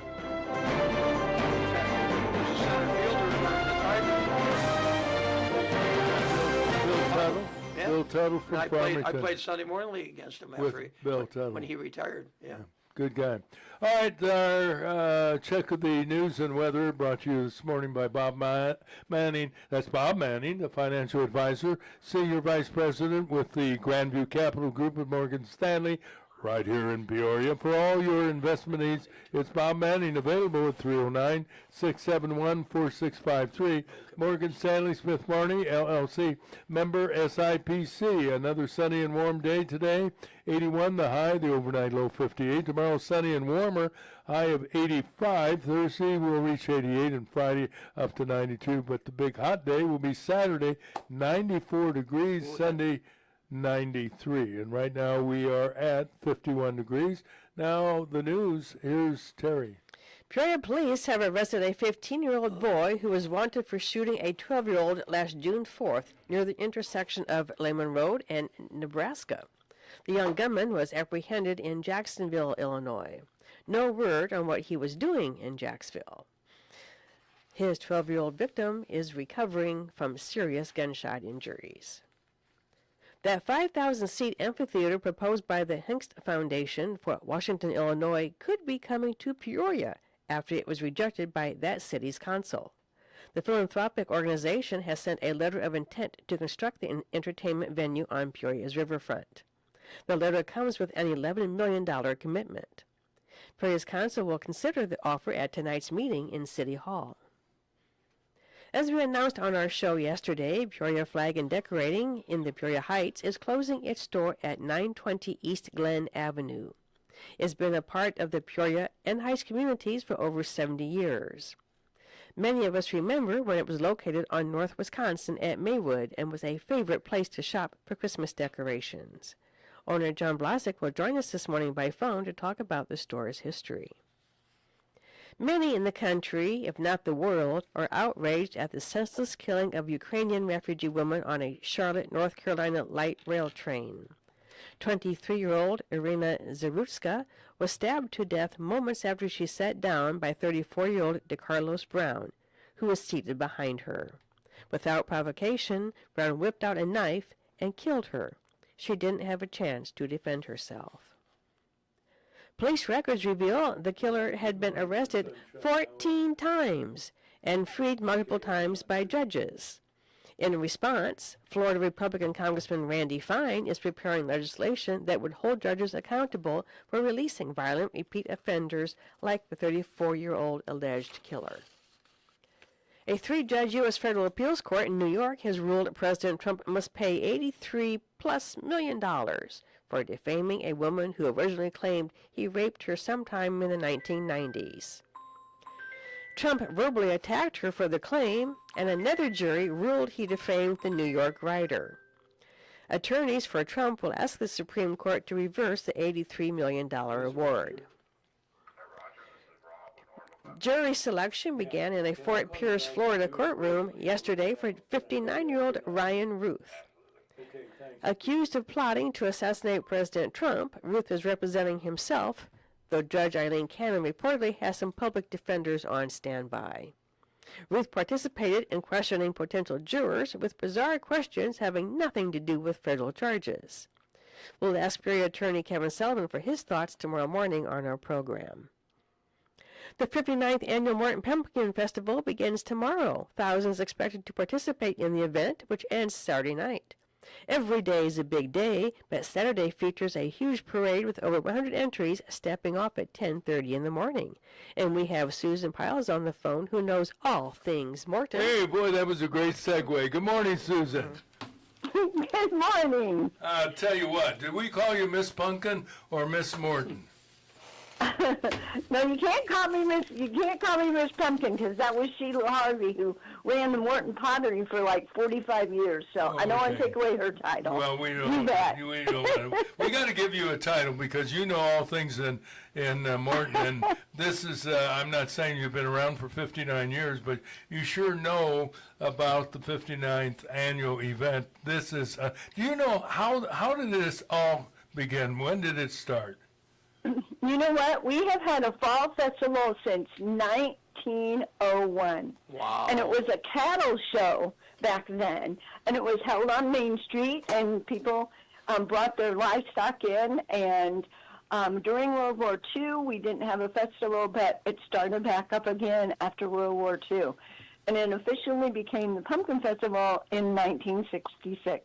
Yeah, and do you recall when Morton hooked up, or at least the canning factory, with Nestle's? Was it initially Libby's, or is that all one consortium? And you know what? We canned corn in our factory here, and it was a Libby's, McNeil Libby's, and we canned corn. And then in 1966, they moved pumpkins into the canning factory. And that's when we started canning pumpkin. I'll be doggone, I did not know that. So originally it was the Corn Festival? Yeah, corn canning. Is that? Corn canning, yeah. Yeah. That's fascinating. Good history. And boy, has it ever exploded in popularity. Why do you think it has become so, I think it's the largest parade in Central Illinois each year. How did you reach that pinnacle of success, you might say? You know, one of the great things about our festival is that it's run by volunteers, and it gets the whole community involved. Yep. From the time you're a little kid, you're doing something for Pumpkin Festival, and it just continues throughout people's lives. It's pretty unique sometimes. You know, I was talking to a guy yesterday on this program. He didn't know a lot about the Pumpkin Festival. And when we started talking about the different foods and so forth, he was overwhelmed. Can you, without, and we have an hour and a half to go, so you have plenty of time. What are all the things that are being sold that have pumpkin in them? Obviously, pumpkin pie is number one on the list. Absolutely. Well, pumpkin pie is number one. Pumpkin ice cream is got to be number two. Yeah. Oh, my goodness. Yes. And we have been doing that for quite a while.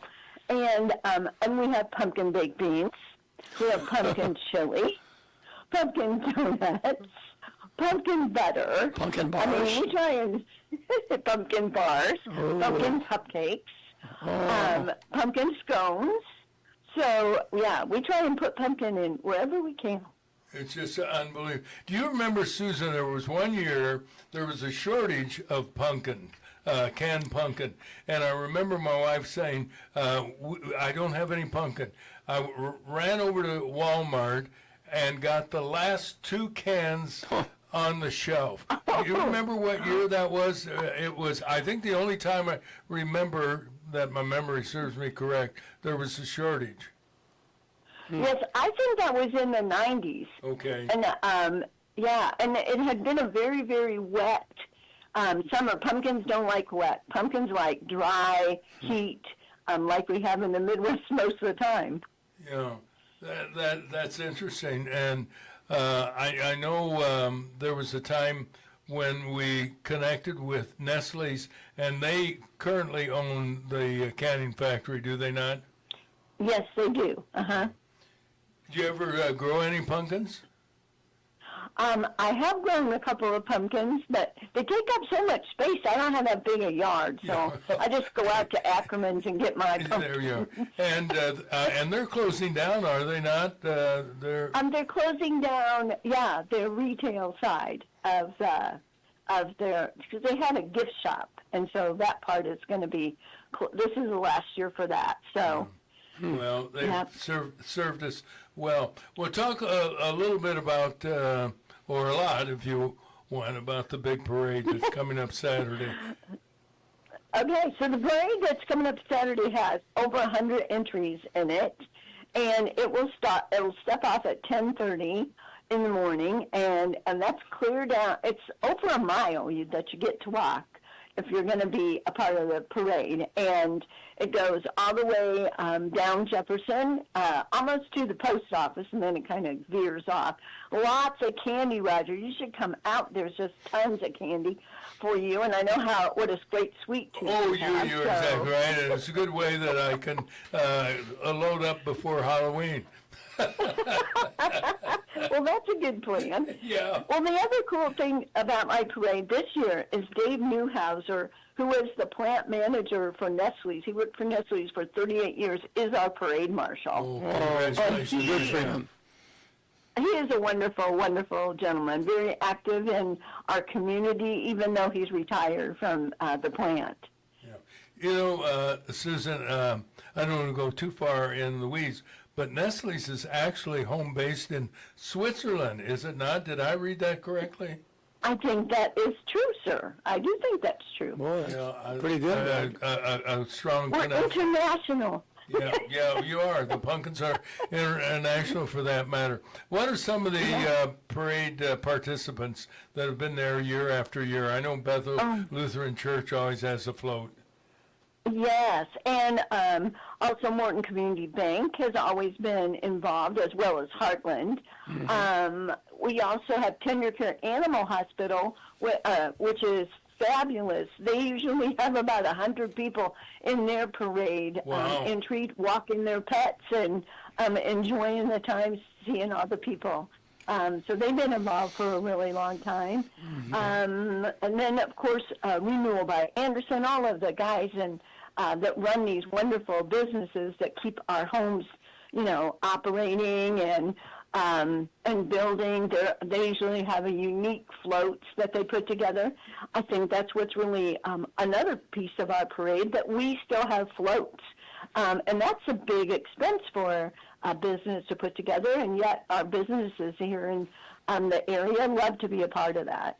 Yeah. Speaking of vendors, there are a lot of vendors available. I know that one of the highlights is the carnival, and you can talk about that in just a moment. But you have people who sell handcrafted, handmade items for Halloween, Thanksgiving, Christmas, and so forth, as I recall. Yes, we do. We have we still have a craft show. It's located so easy for people to get to. It's right off the Birchwood exit from I-155, and it's in our the Park District parking lot and the ballpark. And they're Friday at 4 o'clock. 3:30, and then all day Saturday from 8 to 5. And these are all handcrafted items. Yeah, it is amazing the specialty items that are available, and I think they're just about as popular as any other part of the Pumpkin Festival. Talk about the food and the food lines. What are some of the goodies that are available? Okay, so our food line, the biggest thing we sell probably would be our pork chop sandwiches. Yes, and when you get there, it's going to look like the line is really long, but it moves very quickly. We also have ribeye steak sandwiches and brats and hot dogs and, of course, all the pumpkin items.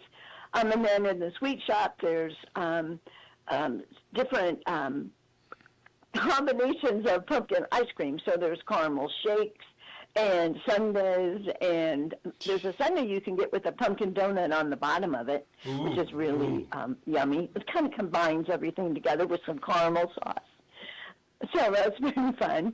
And you know what? We have a drive-through also out on Detroit Street where the old Sam Lehman auto dealership used to be there. So if you don't want to, if you're in a hurry and you want to just get some festival food, you can just go out there and drive through, and they have sandwiches and pumpkin donuts and, everything you want you can take home with you, or go to the park and have a snack. But it's a little easier than trying to get through all the crowds downtown. Yeah, and a lot of people take advantages of that drive-through situation, which raises a question about parking. Any advice, any suggestion for those people who don't live in Morton, coming from out of town? We know that thousands of people do attend the annual Pumpkin Festival. Any suggestions about where to park, how to get there? Well, if I was coming from the Peoria area, I would get on 155 and get off on Birchwood, which is south of the downtown area, but there's a lot of neighborhood parking back there. Once you get to Main Street, you go down into the neighborhoods, and then you can find parking much easier. As a Mortonite, I have a couple of secret spots that nobody knows about, but I'll share them. Okay, good. It is just a huge event, and for the parade, I wanted to mention that people do set their chairs out sometimes a couple of days in advance, saying, "This is my territory." They're out there now. We have several couches. We have several couches out right now, and we have lots of ropes running along a large area so everybody can accommodate their family coming in to watch the parade. Yeah. It's always fun to see. Would you talk a little bit about, one thing I've really enjoyed over the years is the Saturday morning breakfast. Does that just go on Saturday morning? It just goes on Saturday morning. Oh man, that sausage is to live for, I guarantee it. No, and the pancakes. Pancakes, right? It's just a... It's just, where is it held? In one of the tents there, and they got a lot of the grill seating. tent. The grill tent, yeah. Yeah. Mm-hmm.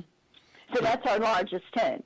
Mm-hmm. But it usually goes till 10:30, unless they run out, which they have been known to do. But and it's also served. The line looks really long. It'll wrap around. It goes fast, like you said. It goes really fast. From what are the hours for that Saturday? It's 6:30 to 10:30, unless they run out. And if they run out, they'll come and tell everybody. But they have a lot of products to tremendous to accommodate everybody. In fact, I'd recommend if you're going to the parade, just go over at 7:30, 8 o'clock in the morning and have breakfast there. Yeah, and I think it'd be a great way to spend the morning with the family. Yeah, I put my couch out on the street, and somebody sold it, and I bought it a week later at a garage sale. No, I'm just kidding.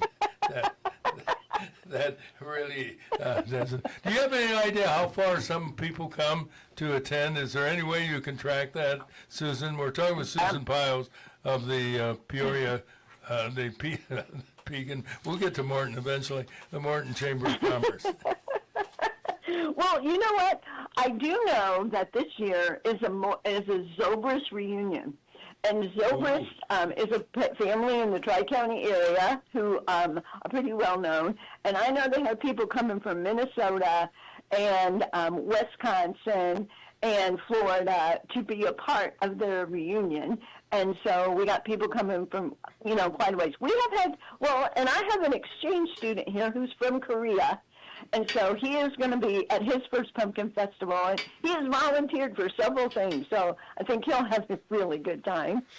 So you never know where people come from, unless you have a conversation with them, which is what festival's all about. Yeah, it just, now I'm going to put you on the spot. If you were asked, and we are asking, what is the one pumpkin-flavored food product that you just absolutely would put number one on your list? You have to have. What would it be? You have to have ice cream. You just have to have ice cream. The pumpkin ice cream. A lot of people are a little fearful of trying pumpkin ice cream, but most of the time we watch people and they take in a bite and I don't know anybody who goes yuck. Yeah. I mean, they love it. It's very tasty. If they do, I'm not afraid to get another spoon. I'll finish it for them. Yeah. My idea of celebrating the Pumpkin Festival every year is a slice of pumpkin pie with pumpkin ice cream and a pumpkin latte. Oh, yeah. That's pretty good. There you go. That's my menu. Perfect combination. Yeah, I love That's just the dessert, though, right? Yeah. Well, I'll take the pork chop sandwich, too. I got to have pork chop sandwich. sandwich. Or the ribeye. Or the ribeye. But usually the price is a little better for the pork chop. The pork chop is better price. And better than that would be the hot dog. But no, I want the pork chop. I know you do. And we'll take it. I'm going to switch gears a little bit. And obviously we urge everybody to attend the event. It will be exciting. The weather is beautiful, a little on the warm side, but that will increase ice cream sales. And by the way, are there any pumpkin flavored drinks other than coffee? Not that I'm aware. We do offer a pumpkin shake at the Delight tent. There's a pumpkin caramel shake. Put that on my list too. That is really good. Hey, switching gears a little bit, if I may, Susan, is it a walking trail, a bicycle trail? What are they doing on Detroit Avenue? Okay, so there is a walking trail in with this, but right now we are preparing because Springfield clinic is actually going to build a facility on the corner of Birchwood and Detroit. And so there was some infrastructure that needed to go in to that and to get to the corner, like utilities and water and sewer and that kind of thing. And so that's what they're improving is the infrastructure there. But I do believe that when that is finished, that it will be part of our bike trail as well. It looks like it's a road, and you mentioned Greenfield. You want to explain what that is? So Springfield Clinic is actually a medical group, and we have they've come to the central Illinois area. There's some in Peoria, and we have a facility here, but they're building a larger facility on that corner. I did not know that. That's right across from the police station? Yes, it is. Mm-hmm. Well, it looks like it's a road that extends from Birchwood all the way back to... Well, I think that was because once they put the pipe and stuff in the ground, then they have to, kind of smooth that out so it's nice and buried, I guess, for lack of a better word. Well, at any rate, it sounds exciting. On the other hand, you're losing Alwyn's Pharmacy. Mike Meisinger has decided to retire. That's a loss for the community, isn't it? It is. It is. They are such a wonderful place for people to get advice as well as their prescriptions filled, and that is a big loss to our town for sure. Well, it's a big week. It starts tonight. Well, it actually starts tomorrow night, Wednesday through Saturday. Okay. Wednesday through Saturday. Good. But everybody's out downtown working to get everything ready. We've been doing that since Saturday night when the carnival rides started arriving. So it takes a little time to get it together. Yeah, and they're putting the carnival together. And is it the same company that comes every year for the carnival? Because they really do a great job. They are fantastic. They have been coming to our town with rides since 1950.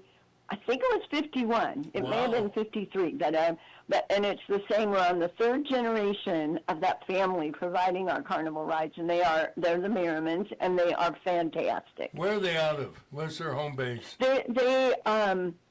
I'm going to forget this. They're down by Petersburg, Illinois, but I don't think that's their address. Don't tell them I forgot where they live. All right, I won't. As long as you buy me a pumpkin latte or something like that. I'm easily bribed, by the way. I see, Roger. Okay.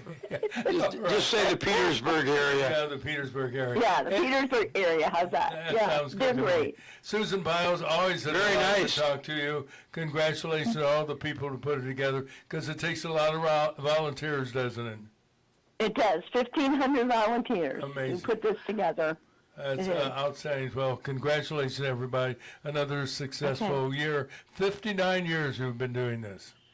59 years, yes. Yeah. And That's your big 6-0. Yeah, and you're not a day over 38, so we really appreciate your involvement. Well, thanks, Roger. You always make my day. All right. God bless you. Have a great day, Susan Pyles. All right. Susan. Thanks, guys. Bye-bye. What a delight, Susan Pyles. And she knows all things Morton. We'll be right back after this word from Marion. Marion. And now the Illinois Emergency Management Agency presents actress Marion Ross as Marion. I'm very ashamed of you. Excuse me? I'm disappointed, that's all. In me? You just don't get it. We could have a real emergency at any time, and are our families prepared? Well... No, not by a long shot. We're not? No, young man, I just said that. Well, see, I was just supposed to introduce you. Oh, sure. You go about your business, not caring one whit about making sure you're prepared with a family plan and an emergency preparedness kit. Well, I care. Well, I care, too. Oh, so you do have a family plan and an emergency preparedness kit all put together? No. Well, then, I just have one thing to say. Yes? You get yourself over to ready.illinois.gov and learn about what you need in an emergency preparedness kit. Yes, ma'am. What are you waiting for? Oh, okay. Sponsored by the Illinois Emergency Management Agency. And check out ready.illinois.gov on Facebook and Twitter. You have a very nice voice. Oh, thank you. Don't slouch, dear. Sorry. Don't slouch. I have the problem. We have 51 degrees, warming up to 81 today. I look forward to it. I try to get down to just kind of walk around the grounds and maybe sometimes grab a pork chop sandwich. It's Get that shake with it too this year. Get that. yeah, live it up. Yeah, you're right. I usually go over for the breakfast on Saturday. I do. You really? Oh yeah. Well, good for you. I've got a brother-in-law that lives over there, and we meet him and his wife and son over there, and yeah. It's easy to find the main grill tent. Is that what what you referred to? Kind of on the east end a little bit. You know, I think I call it the east end. If it's, you know, I always come in off of, you know, off of Birchwood, 155. No, I come the other way. I come in always just the where you exit to go into Morton, and then that's on. And once you make the turn at the light there at the bank, and go in front of Nestle's, right?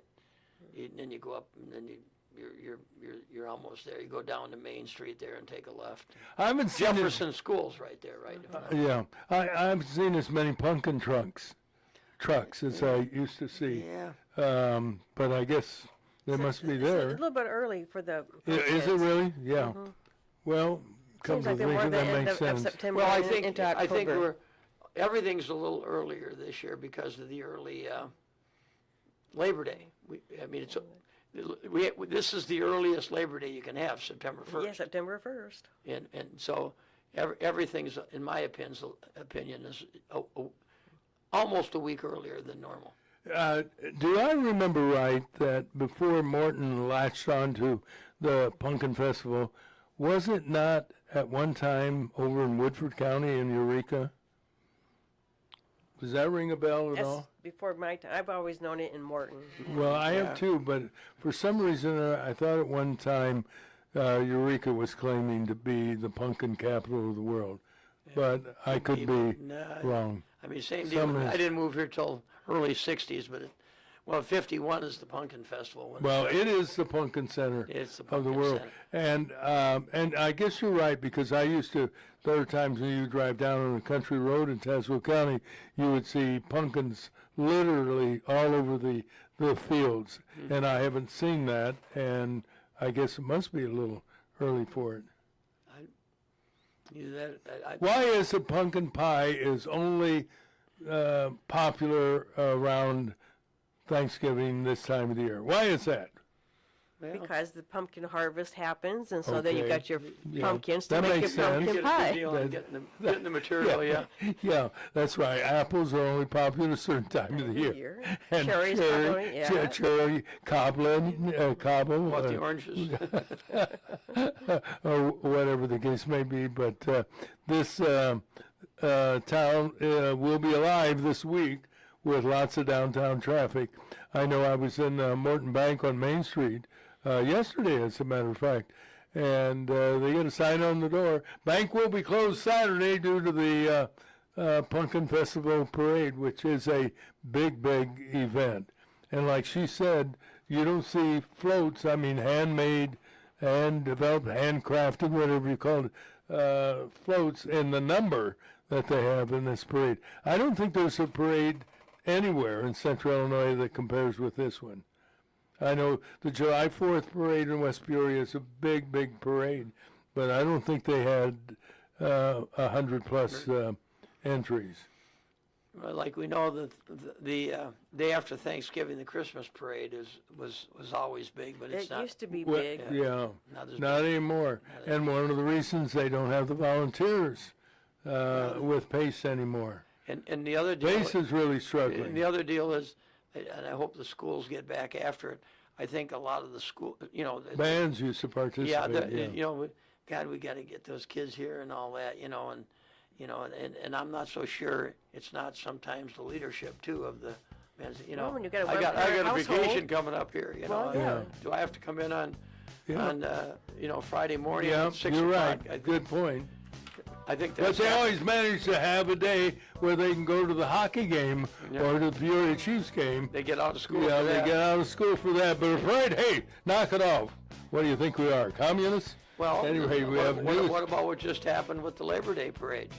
What's the deal Yeah, there? wound up in West Peoria. And that could not have been too big. I didn't go, but I know they started at like the base of Lower Bradley Park. Yeah, went down to, didn't like, Jim say they had like 33 Yeah, 33 entries? entries, yeah. Yeah. And Gary Hall was 2 of them. No, I'm just kidding, Gary. News, weather, sports coming up next on Breakfast with Roger and Friends on WAZU FM 90.7 and YouTube. Good to see you folks this morning.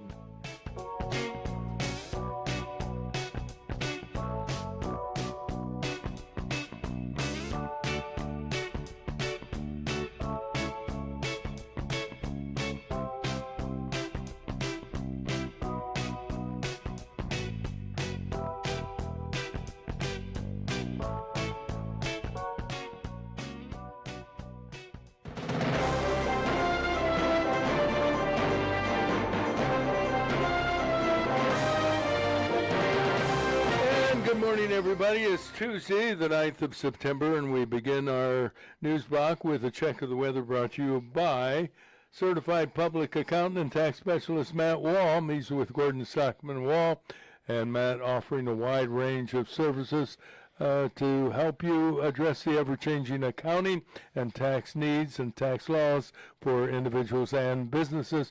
He's been a CPA now for over 40 years. You can reach Matt Wall with any questions, more information at 309-692-4030. Weather-wise, another sunny and warm day today, up to 81, overnight low 58. Tomorrow it'll be sunny and warmer, 85, and look at Thursday, 88, and Friday, 92. Saturday's a hot day, 94 degrees, Sunday, 93. Right now we are at 52 degrees. And the news, our lead story with Terry.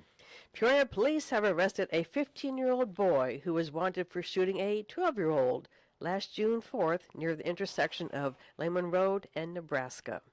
The young gunman was apprehended in Jacksonville, Illinois. No word on what he was doing in Jacksonville. His 12-year-old victim is recovering from serious gunshot injuries. That 5,000-seat amphitheater proposed by the Hinks Foundation for Washington, Illinois, could be coming to Peoria after it was rejected by that city's council. The philanthropic organization has sent a letter of intent to build the entertainment venue on Peoria's riverfront. That letter comes with an $11 million commitment for support. Peoria's council will consider the offer at tonight's meeting.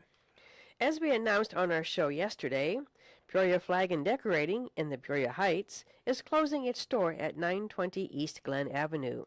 It's been a part of the Peoria and Heights communities for over 70 years. Many of us remember when it was located on North Wisconsin at Maywood. It was a favorite place to shop for Christmas decorations. Owner John Blasek will join us this morning by phone to talk about the store's history. And so stay tuned for that telephone interview. And another long-time business is closed, but only temporarily. George Mania says his Shoe Shine shop, say that 15 times in a row, at the corner of Main and Adams is shuttered until he recovers from a health problem. He can't wait to get back on the job, nor can we. Illinois Senator Tammy Duckworth said the U.S. attack on a boat carrying illegal drugs to the United States was wrong and endangered Americans. Even the Venezuelan government doesn't agree with her claim. They've announced an increase in the deployment of troops in a bid to crack down on drug trafficking. A Venezuelan government official said, "We don't need help. We'll do what needs to be done." Many in the country, if not the world, outraged at the senseless killing of a Ukrainian refugee woman on a Charlotte, North Carolina light rail train. 23-year-old Ina Zarotska was stabbed to death moments after she sat down by 34-year-old DeCarlos Brown. He was seated behind her without provocation. He got up, whipped out a knife, and killed her on the spot. She didn't have a chance to defend herself. Police records reveal the killer had been arrested 14 times and freed multiple times by judges. In response, Florida Republican Congressman Randy Fine is preparing legislation that would hold judges accountable for releasing violent repeat offenders like the 34-year-old alleged killer. Speaking of judges, a 3-judge U.S. Federal Appeals Court in New York ruling President Trump must pay $83 million plus for defaming a woman who originally claimed he raped her sometime in the 1990s. Trump verbally attacked her for the claim, and that resulted in another jury ruling he defamed the New York writer. Attorneys for Trump asking the Supreme Court to reverse that $83 million award. Jury selection began in a Fort Pierce, Florida courtroom yesterday for 59-year-old Ryan Ruth, accused of plotting to assassinate President Trump. Ruth is representing himself, though Judge Eileen Cannon reportedly has some public defenders on standby. Ruth participated in questioning potential jurors with bizarre questions having nothing to do with federal charges. He wanted to know jurors' opinions about the war in Gaza, and how would they react if they spotted a turtle while driving on the highway. Legal authorities believe Ruth wants to make a circus out of his trial. We'll ask Peoria attorney Kevin Sullivan for his thoughts tomorrow morning on our program. And as you just heard in our wonderful interview with Susan Pyles, the 59th annual Morton Pumpkin Festival begins tomorrow. Thousands expected to participate in the event, which will end Saturday night. Every day a big day, but Saturday features that big parade with over 100 entries, stepping off at 10:30 in the morning. The Peoria School Board last night voted to consider purchase of the Central Pool, currently owned by the Park District. The vote was 5-0. School officials said the vote doesn't mean they will acquire the beleaguered facility, but swimmers are hopeful. Fulton County officials are asking the public's help in locating 38-year-old Adam Smith of Fayette. Smith has a medical condition that makes it imperative he be found very quickly. He's 5'3" and has facial hair, but we have no other details about his description or physical appearance. But if you have any information regarding his whereabouts, call police in Fulton County at 309-547-2277. That's a look at some of the stories we're following, and coming up, we have more news from WCBU brought to you by your hometown community banks, Division of Morton Community Bank. They have convenient and friendly hometown locations, 46 of them throughout central Illinois, providing a variety of financial services. Look for the clock tower and you'll know they have time for you. Member FDIC.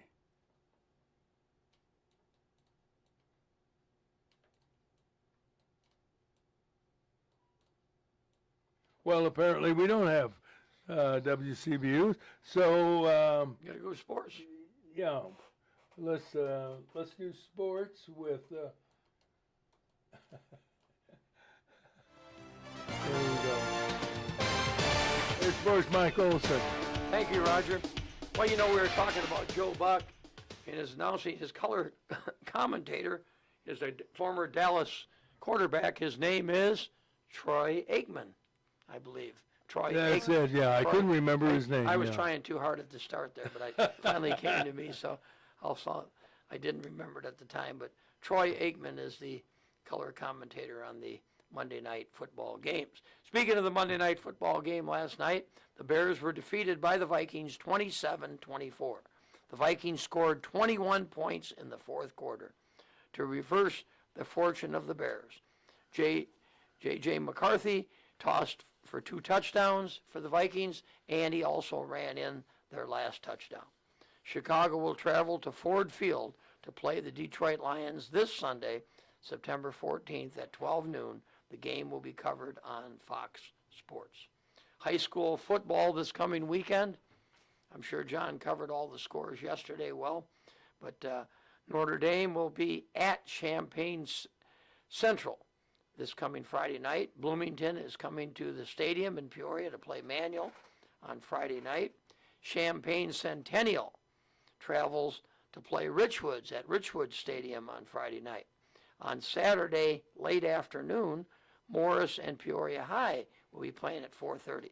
Well, you know, that's going to be a little hot their warm-ups are Wow, gonna start too hot for football. 3 o'clock in the afternoon. You're right. Take it easy, men, and you don't need it. Easy. Well, I've always said this even with baseball.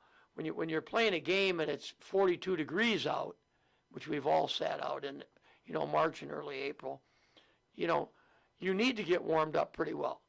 When you're playing when it's 100 degrees out, maybe 10 minutes might be enough, to get warmed up. But anyway, Peoria High will be hosting the Morris team, which is always a state caliber team, Saturday here at 4:30.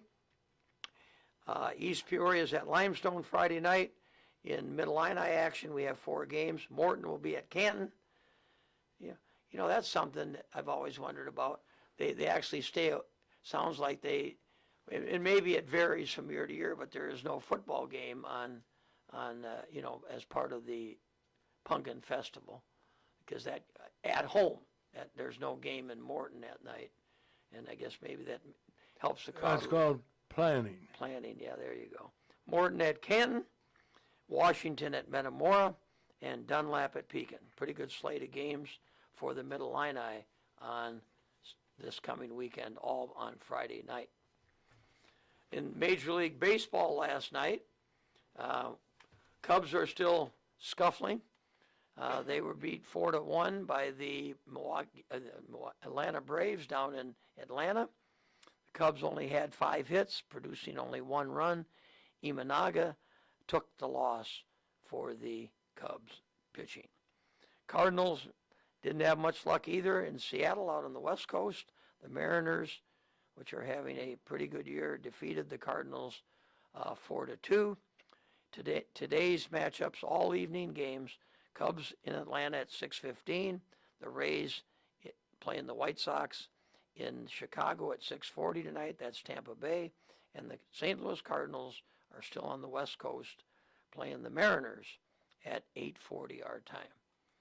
And that's sports on WAZU 90.7 FM in lovely Peoria, Illinois. Well, let's try WCBU again and see if we have... From the WCBU newsroom, I'm June Delahunty. The Peoria County Jail is facing a federal lawsuit alleging the facility's mail policy prevents detainees from receiving publications. The suit, on behalf of the Human Rights Defense Center, claims the jail enforces a total ban on books and magazines, and has rejected the organization's publications sent to specific individuals in custody. Peoria County Sheriff Chris Watkins says any claim the jail bans books is 100% not true. He says people in custody have access to books through tablets and the jail library. Watkins says the county's legal team anticipates the matter will be resolved very quickly. The Village of Morton has established a grant for a business needing code compliance work to open. Board trustees unanimously approved the grant after top village officials campaigned for it. Public Works Director Craig Laudermilk says it can help with specific improvements, like a grease trap for a restaurant. Truly, I feel we're as business friendly as anybody. We want to fill buildings and we want to bring restaurants. We want to do all that. Grant amounts are the lesser of $10,000 or half the cost of a project. Or applicants can seek up to $5,000 for architectural and engineering fees. Funding for the grants will come from Village Business District sales tax revenue.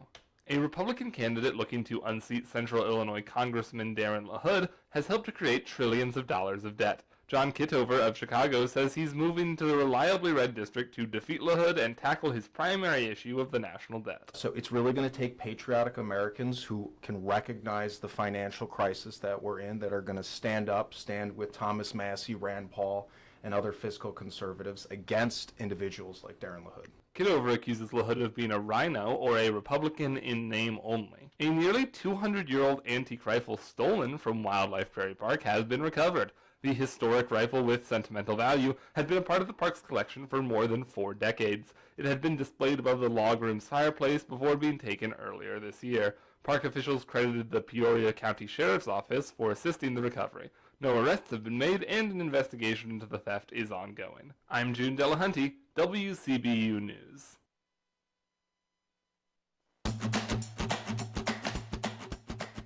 This message is from the U.S. Department of Veterans Affairs. Do you want easy access to VA Online, as well as other government websites? Then login.gov is the way to go. Login.gov is a U.S. government service that provides seamless access to government websites. By creating a login.gov account, you can use the same email and password to sign into VA.gov, My Healthy Vet, VA DoD e-benefits, and the VA Health and Benefits mobile app, among other VA services. Login.gov also allows you to securely sign in to USA Jobs and TSA PreCheck, and to apply for SBA small business loans and disaster assistance. One login, many resources. To create a Login.gov account, simply go to va.gov and click Sign In.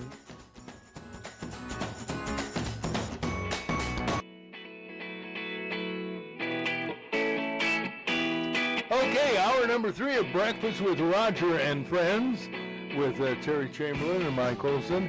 And on the line, we have John Blasek of Peoria Flag and Decorating. Good morning, John. We lost him. Let's see if we can't get him back.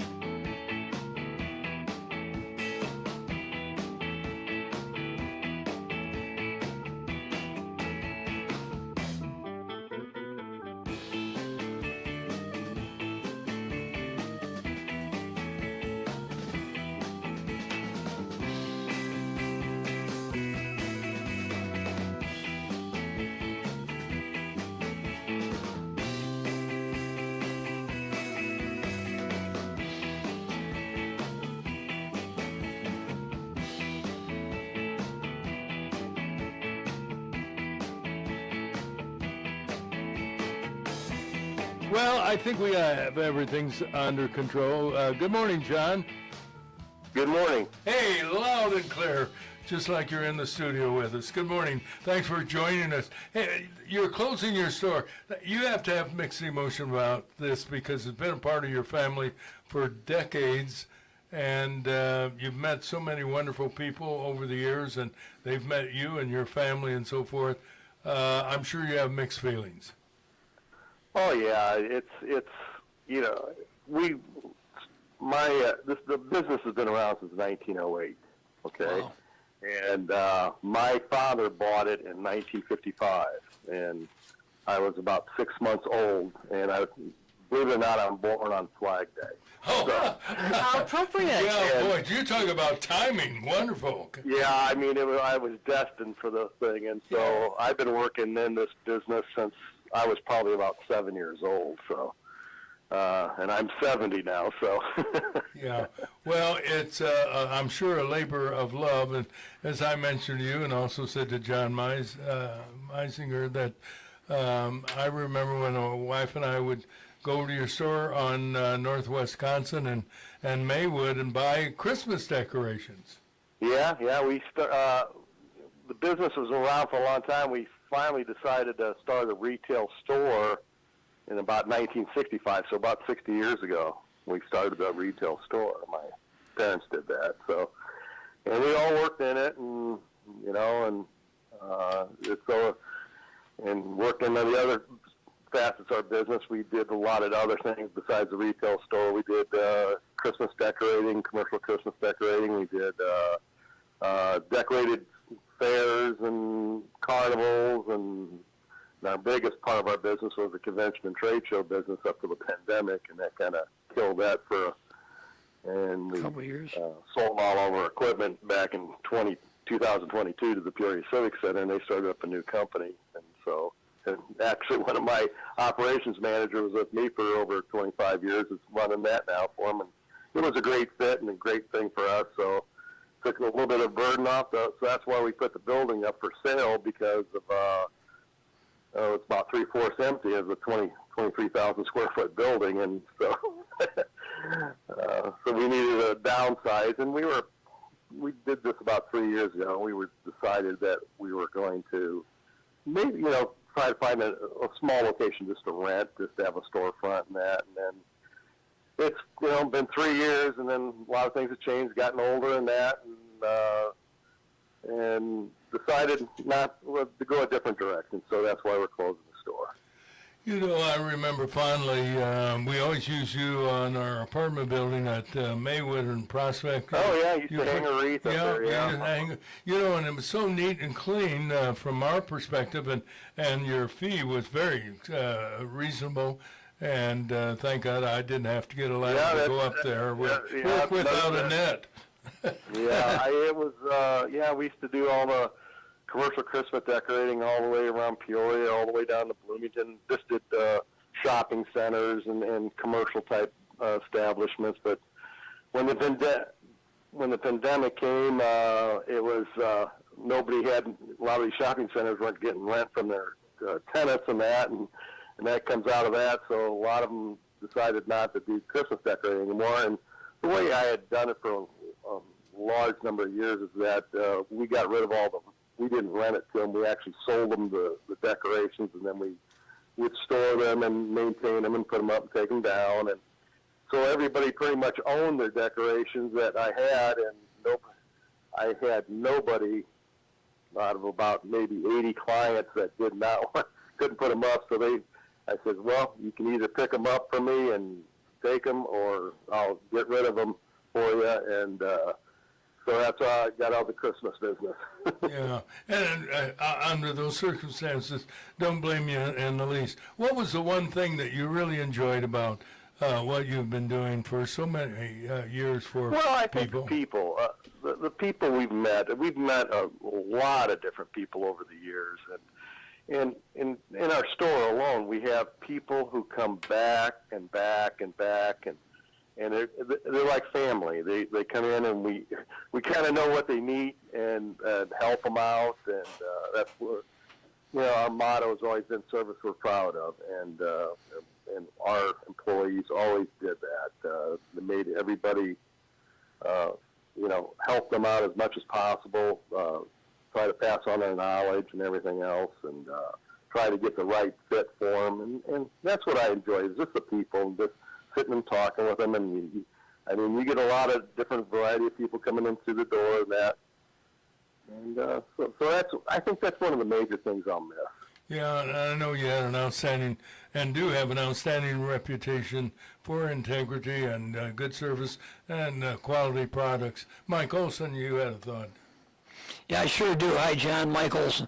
Hey, I want to let our listeners know that, your real passion was coaching basketball. No, not me. I wasn't a coach. I never coached. No, you sure? What about coaching at grade school at St. Bernard's? No.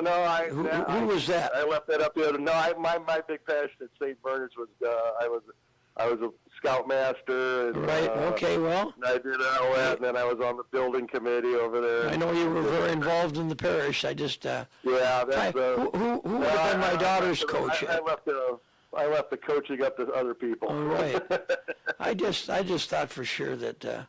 That's okay. That was you. Not the first time we've been wrong on this show, for that matter. I tell people all the time I need to be fact checked on 90%. Somebody told me I get tired. I don't have much time to fact check you. You talk too much.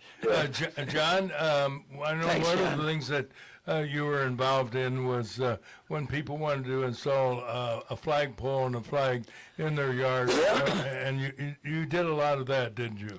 Yeah, matter of fact, I just put a big 25-foot one down in Bloomington, a commercial one yesterday morning, so I'm still finishing those up, and got a few more on the books there to get done in the next month or so. So we've done that for many years. I went out and repaired flagpoles, re-roped them for them.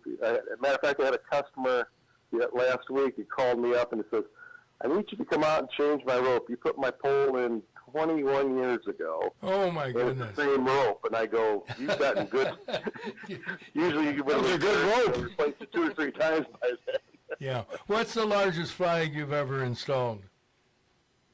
Well, the largest one I ever was involved with, I didn't do the installation. I mainly sold the job. Was up in El Paso, Illinois, and you can still see it. It's 130 feet above ground flagpole. It's right there next to I-39. It's at the it was McGrath Chevrolet. Now I think Heller bought the dealership back from them, and it's now Heller's. But there's a 130-foot flagpole. Wow. How do you, and you've mentioned this during our conversation about different cities and towns, Bloomington and El Paso, et cetera, and so forth. How did you market yourself so that these outlying communities knew about you and knew that you provided these kinds of services? Well, I mean, before the internet, I guess we did, for retail-wise, we did a lot of radio and some TV and that, and then we were listed in, I think a lot of it was just word of mouth. Mm-hmm. And then when the internet came, of course, we had our own website and that, and then we're, listed on our manufacturers' websites as a distributor for them for flagpoles and flags and that. So that's how I think we got into that. And then, we did some different jobs. We make we have custom flags made for organizations. I just got one. I know it's coming in today. It's from for Camp Dallas. They created a flag, and then I've done them for large corporations. I've done them for a lot of municipalities. The city of Peoria flags. We've been making those. The Peoria County flag. We make those. Have those made, and then I do a lot of different townships all over Illinois. I got hooked up with because when we used to be set up the trade shows and stuff, we used to always see the township officials. And I had one township official ask me, "Hey, do you guys make flags? We want to get a flag for our township." And I said, "Sure." Well, we made one for him, and then boom, boom, boom. We had, I think I had 12 different townships calling me for flags to get made. So that just doing something for somebody in one organization, led to a lot of different things. Yeah, who are some of your manufacturers that produce the flags for you? Well, my main manufacturers are actually up in Milwaukee. It's Eater Flag Company, and then the other one is in Batavia, Illinois. They're north of Aurora. It's called Flag Source, and also I use Annan out of Annan is the oldest and largest flag maker in the world. They make most of the different countries, all the other countries. They make their flags for them. And then Valley Forge, Pennsylvania, is the other one I use. Yeah. I'm a little... But I just want to reiterate, all of our U.S. flags are U.S. made, manufactured. And not like a lot of stuff you find on the internet that says made in the USA, and they find out that the flag was sent in and all done and from overseas, and then it was packaged here. Yeah. I'm not surprised. Yeah. Probably from China, but that's another story. Now, help me to clarify. It sounds like you're still in business. Are you closing the retail store? We're gonna close the retail store just because we sold the building, and then the overhead and that. But I've established a large network of municipalities, park districts, police departments, fire departments, corporations, all over the state of Illinois, even over in Iowa and Indiana, that they never stepped foot in my store. They got a hold of us because of one reason or another, and I do all the business by phone or email, and that's what I'm going to continue to do. But just basically just selling flags and that, and also we do banners and signs and that, and do that basically over the phone and emails, and then have either we're going to ship it to them, local people will probably deliver it to them. Well, we're not going to have a physical store or office for them to come to do it. It'll be that way, but I just compiled my list because I'm going to send a letter out to them. In fact, that's what I'm going to do today. I compiled a list of over 170 different names of companies and organizations that I do business with. So that's what I'm going to. That's what I'm going to just stay with. We're not going to have all the seasonal decorations or paper goods and all that, and that's getting hard anymore because everybody, every grocery store had an aisle with decorations in it, and Target and all the other ones, the internet, and then the tariffs are coming. they're upping the prices. We've already seen that. Because a lot of those decorations are made overseas and that, and then we're already seeing a little, they're inching up. We saw that in a lot of the, the plastic utensils that, like different color knives, forks, and spoons. We saw almost an 8% increase last month in those, buying those. So, and they attributed it because they're tariffed now. So it's getting hard for us. That's why I'm not going to carry all that other stuff anymore, and that's why we're having a big sale at our place right now. Everything's marked at 50%, except the only thing we're not marking down is I cannot mark down U.S., Illinois flags, POW, and military flags. Those are going to be my bread and butter coming up selling constantly to everybody else. But pretty much everything else is at least half off in our store. What are your hours? Our hours are Tuesday through Saturday, 10 a.m. to 3 p.m. Okay, 10 to 3. Yeah. And another question I wanted to ask you is, are you out of the flagpole installation business? I will be probably by November. Oh, okay. All right. Because we're, I'm the only one, since I've let most of my, during the pandemic, when the pandemic started, I let most of my workforce go. Okay. Because they were there mainly to do my trade show business. And then it's been basically my wife, myself, and one full-time employee and about 3 part-time people that, help me get things done. So I've been the major guy doing the installations and that, and I'm ready to hang it up. Good for you. John, I have to admit, excuse me, but I was thinking of Billy Dixon, who was thinking. We go back to the early days. My girls. So, he's a good guy, but no, great.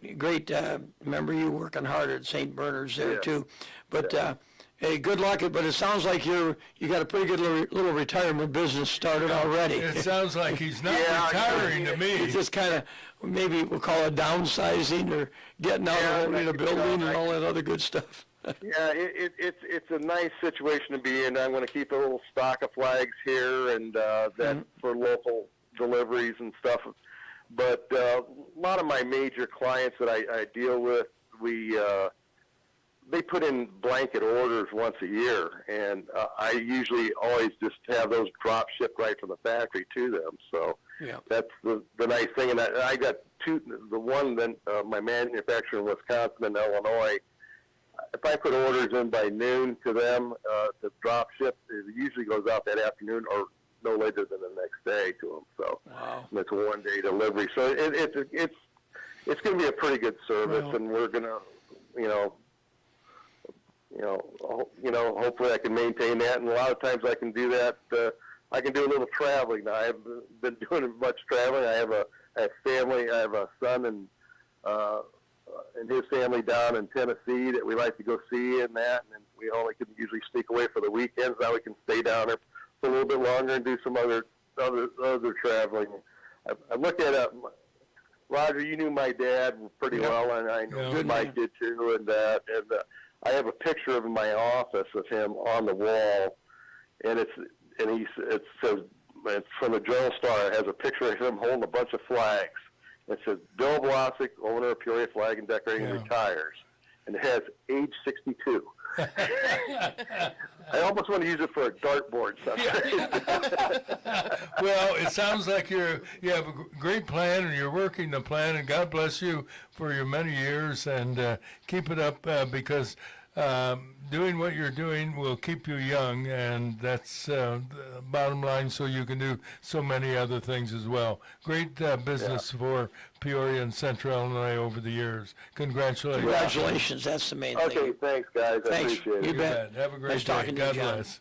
Okay, see you later now. You bet. Bye. John Blasek, Peoria Flag and Decorating, and I have so many happy memories, frankly speaking, of, as you were indicating, going to a store over on Wisconsin at Maywood. And a little cubbyhole compared to what he has now. And what a great business, for that matter. Well, we're at the bottom of the hour, 8:34. Let's give our final news.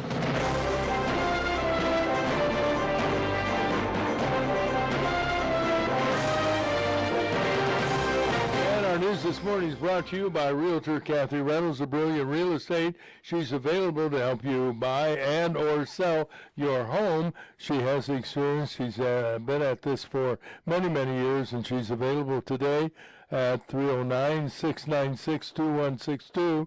That's Kathy Reynolds of Brilliant Real Estate, 696-2162. Here's Terry. Peoria police have arrested a 15-year-old boy who was wanted for shooting a 12-year-old last June 4th near the intersection of Lehman Road and Nebraska. The young gunman was apprehended in Jacksonville, Illinois. No word on what he was doing in Jacksonville. His 12-year-old victim is recovering from serious gunshot injuries. That 5,000-seat amphitheater proposed by the Hengst Foundation for Washington, Illinois, could be coming to Peoria after it was rejected by that city's council. The philanthropic organization has sent a letter of intent to construct the entertainment venue on Peoria's riverfront. The letter comes with an $11 million commitment. Peoria's council will consider the offer at tonight's meeting. As we announced on our show yesterday, Peoria Flag and Decorating in the Peoria Heights is closing its store at 920 East Glen Avenue. It's been a part of the Peoria and Heights communities for over 70 years. And as we've been reminiscing, many of us remember when it was located on North Wisconsin at Maywood. It was a favorite place to shop for Christmas decorations. We were just speaking with John Blasek, and he told us, gave us some history of the company and why he's decided to downsize a bit and cut back. Many in the country, if not the world, are outraged at the senseless killing of a Ukrainian refugee woman on a Charlotte, North Carolina light rail train. 23-year-old Irina Zarutska was stabbed to death moments after she sat down by 34-year-old DeCarlos Brown, who was seated behind her. Without provocation, Brown whipped out a knife and killed her. She didn't have a chance to defend herself.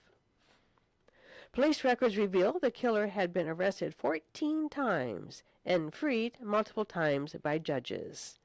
In response, Florida Republican Congressman Randy Fine is preparing legislation that would hold judges accountable for releasing violent repeat offenders like the 34-year-old alleged killer.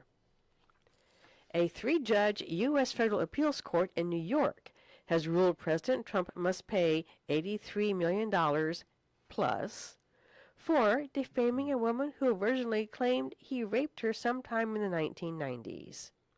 Trump verbally attacked her for the claim, and another jury ruled he defamed the New York writer. Attorneys for Trump will ask the Supreme Court to reverse the $83 million award. Jury selection began in a Fort Pierce, Florida courtroom yesterday for 59-year-old Ryan Ruth, accused of plotting to assassinate President Trump. Ruth is representing himself, though Judge Eileen Cannon reportedly has some public defenders on standby. Ruth participated in questioning potential jurors with bizarre questions having nothing to do with the federal charges. We'll ask Peoria attorney Kevin Sullivan for his thoughts tomorrow morning on our program. The 59th Annual Morton Pumpkin Festival begins tomorrow. Thousands expected to participate in the event, which ends Saturday night. Every day is a big day, but Saturday features a huge parade with over 100 entries stepping off at 10:30 in the morning. We spoke with Susan Pyles earlier this morning, who knows all things Morton, and she reiterated that they have the big breakfast that kicks off at 6:30 Saturday morning and runs till about 10:30 or until the food runs out. So, be beautiful weather provided by Mr. Varnold. Yes, giving where credit is due. And get out there and support the Morton Pumpkin Festival. Those are the headlines, Roger. You know, listening to Susan, I'm eager to go over, maybe get a pork chop sandwich or pumpkin ice cream and whatever else is on the menu. I want the caramel milkshake. That sounded good. That did sound good, didn't it? We'll have to try it out. And what's the weather look like, Roger? Well, first of all, we'll tell you it's made possible by our friends at Advanced Medical Transport of Central Illinois. In a time of sudden need, AMT will be there, and they are there in a matter of minutes with the most skilled and advanced pre-hospital care possible. AMT, the good folks dedicated to providing a better life through better health. Better weather today, sunny, warmer, up to 81, overnight low 58, tomorrow sunny and a little bit warmer, 85. Look out, Thursday we're up to 88, and on Friday 92. Saturday, the morning parade, 10:30, get out as it warms up to 94, probably by what? What's the warmest time of the day? 3:30, 4:30? Usually, something like yes. that. I always thought that was when the sun went down, and the hottest time was maybe at noon or 1 or 2 o'clock. But now they say, no, Roger, you're wrong. You're wrong. It does seem to be hitting around 3 in the afternoon instead. Yeah. It just, and I hate to hear that when No, you're doing it all wrong. I know it, but I try. I've always tried. I tried. At any rate, 94 on Saturday and Sunday, cooling off to 93.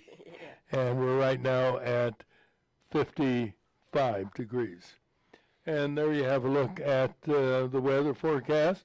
Now, the forecast for our pet tip of the day. Today's pet tip is brought to you by Peoria Pet Crematory of Peoria and Lewiston, providing final care for family pets, large and small, 24 hours a day, 7 days a week.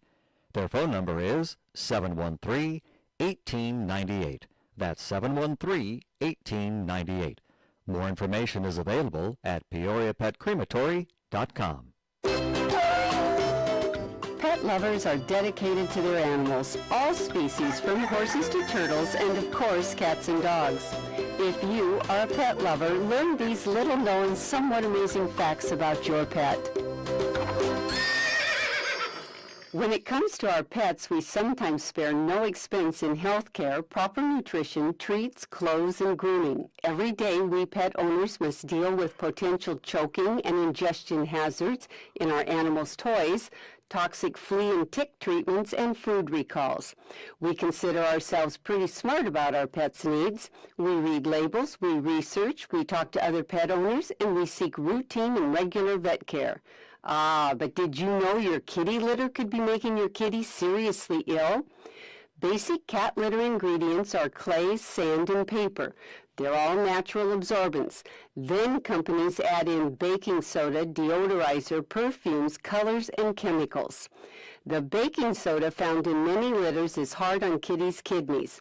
Each time your kitty uses the litter, a little bit of it gets on his paws and fur, and in his routine cleaning, causes him to be gradually ingesting the baking soda. This then makes his urine too basic, not acidic enough. It takes acid to keep the bladder and kidneys healthy and strong. The first you notice is kitty isn't urinating. By the time you get him to the vet, you have a cat with acute renal failure, and it may be a few days until he comes home, along with a big vet bill. Avoid all of this by using a product that contains no baking soda. Just be cautious in choosing your litter and keep a close eye on kitty for any problems. This whisker of information has been made possible by a grant from the Corporation for Public Broadcasting in partnership with Spot, Saving Pets One at a Time, and KSBR Studios. Produced by Joseph C. McGuire and theme music by Stuardo Glasser.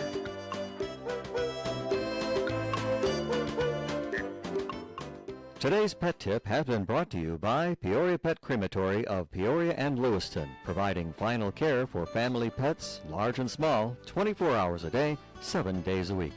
Their phone number is 713-1898. That's 713-1898. More information is available at peoriapetcrematory.com. Thank you, Louie Linder. The pet tip of the day, always one of the highlights on our program, and we salute the good people at Peoria Pet Crematory, Bruce Morgan and Lance, and the whole operation. They do excellent work for that matter. You know, we have a few minutes Terry, and Mike will be back in a few minutes. He had a call to the office, and that is the city council. We've been reporting this morning that tonight the city council of Peoria will consider the possibility of accepting that proposal for an amphitheater, apparently on the riverfront. And I just wanted to get your thoughts. Good idea, bad idea, worthy of consideration? What are you thinking? I guess it's worthy of consideration. I just don't go downtown for, number one, single woman safety reasons. No nice, easy parking, and then to get to the venue. So those are always in the back of my mind. But I'm sure other people don't look at it that way. And somebody we were talking to said it'd be a good idea. Only thing, of course, sometimes in the summertime, you do get the river breeze is a little ripe with the carp smell. Yeah. Nope, you're right. That could be a distraction. And isn't it around May when those terrible mayflies are all over the water? Like down the river? Down on the river. But other than that, it could be an exciting proposition. Maybe bring some festivals back to Peoria that haven't come in a long time. The concern I have, and I think it's worthy, I agree with your position, to consider, to evaluate it, see what the pluses are, what the minuses are, so forth.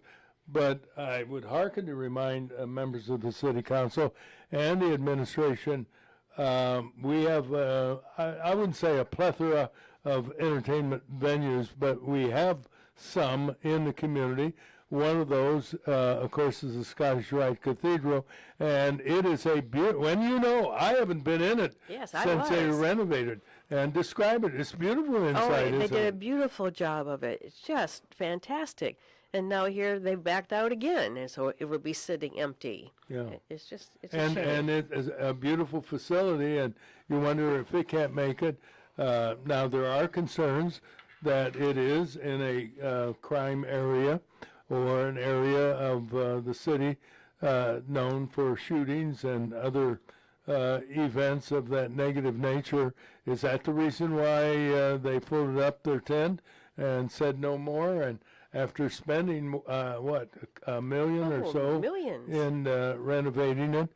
And the Park District apparently decides that putting an amphitheater in place of the existing one, which has a wonderful history. I mean, people like Andy Williams performed at the amphitheater and other big names, and it's fallen on disrepair, but it's still there, but it's not being used.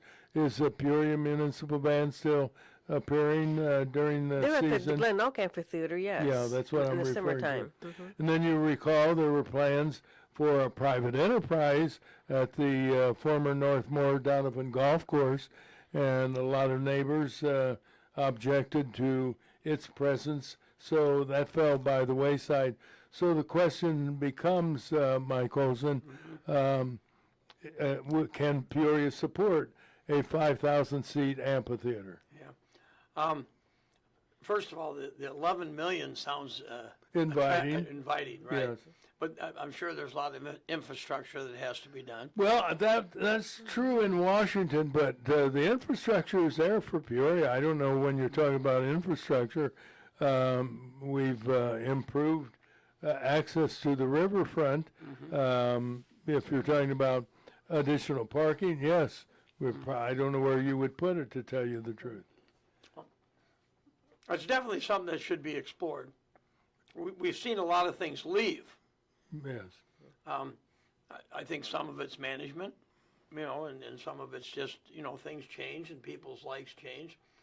But, I was thinking as I was leaving here, because I knew that was going to come up,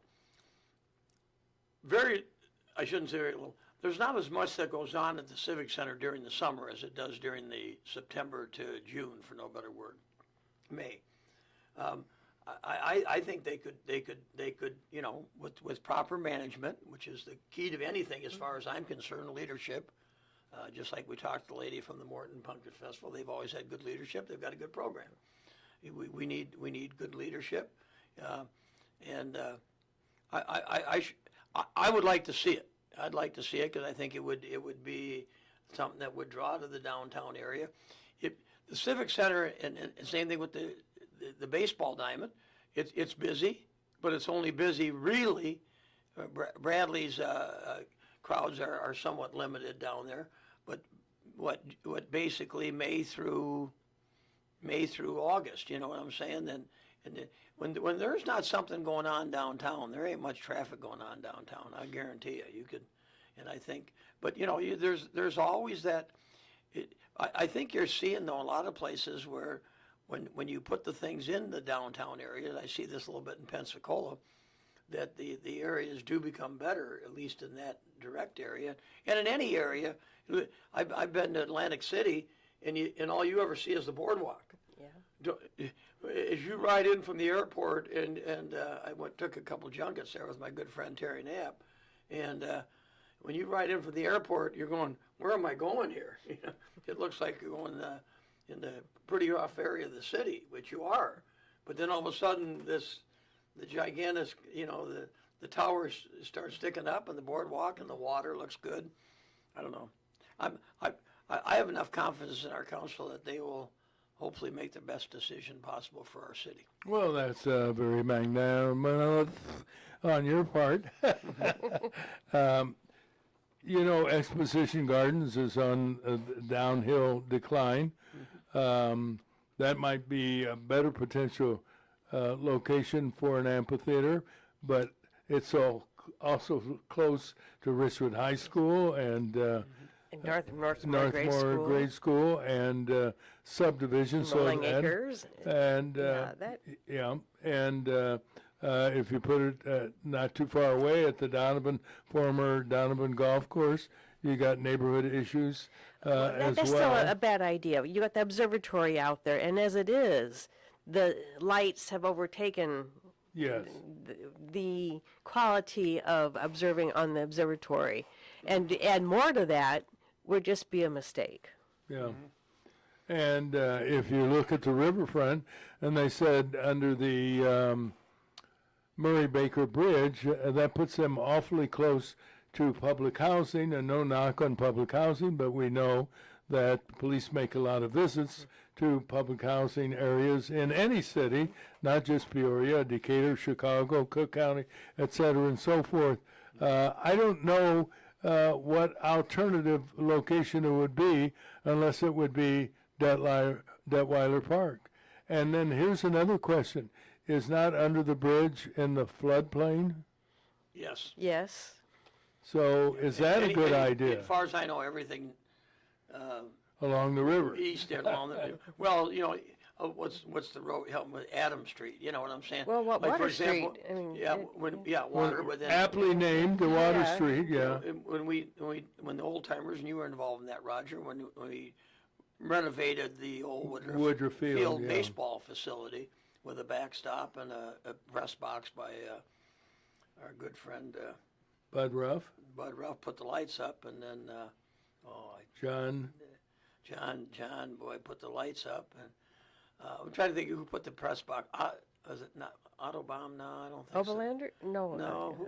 It was one kind of, you know. We're going back to '91, I guess. You know. Yeah. So. Scotty Sullivan was involved in that. But what I'm getting at, that was one of the first things we had to overcome was the fact that it was in the floodplain, and there was how much you really wanted to put into it down there, and I think that was Park District was kind of. Well, the Peoria Civic Center has been the center of entertainment, the entertainment venue. Right. However, and you have a beautiful facility in Washington, and I think that's one of the reasons why they said, you know, do we need two entertainment venues in our small town of Washington, Illinois? It didn't make sense, to tell you the truth.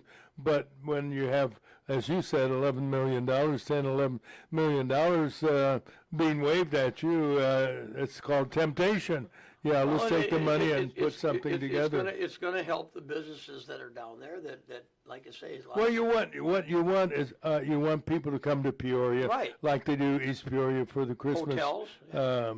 The Festival of Lights Lights, Parade. because they come from all over central Illinois, if not the Midwest. So if you have an amphitheater, but that's what the Peoria Civic Center does. If you have a small show, they have the theater. If you have a big one, like Elton John, you have the arena for it. 11,000 people, So, but what I'm hearing quietly is they are frequently pricing out of business potential local folks who want to put on shows because of their rental prices are prohibitive. And that's what Kim Blickenstaff hoped that the Scottish Rite Cathedral would do, is make it more accessible for people who can't afford the fees at the Civic Center. Yeah. So I think the City Council is approaching it right. Let's hear what it is and look at potential sites, whether it's along the riverfront or, let's face it, the riverfront needs some. A shot in the arm? Yes. Yeah, well I think said. it does. I mean, there's no question that, and I know you were disappointed when that one restaurant closed up. I think you called it Hooters. yeah, I didn't get too much. It was more. I thought the steakhouse down there wasn't too bad. Yeah, what was the name of the Primer was steakhouse? up in one of those. Not Logan. No. Started with M, did it not? Oh. That was on the platform. On the platform. That's Yeah. I was going to say. It's Which was a dumb idea, but in its time they thought it was look pretty down good. on the river and Yeah, I can see you're searching for the name of the steakhouse. I don't know what I it ate was. there. They had TV sets.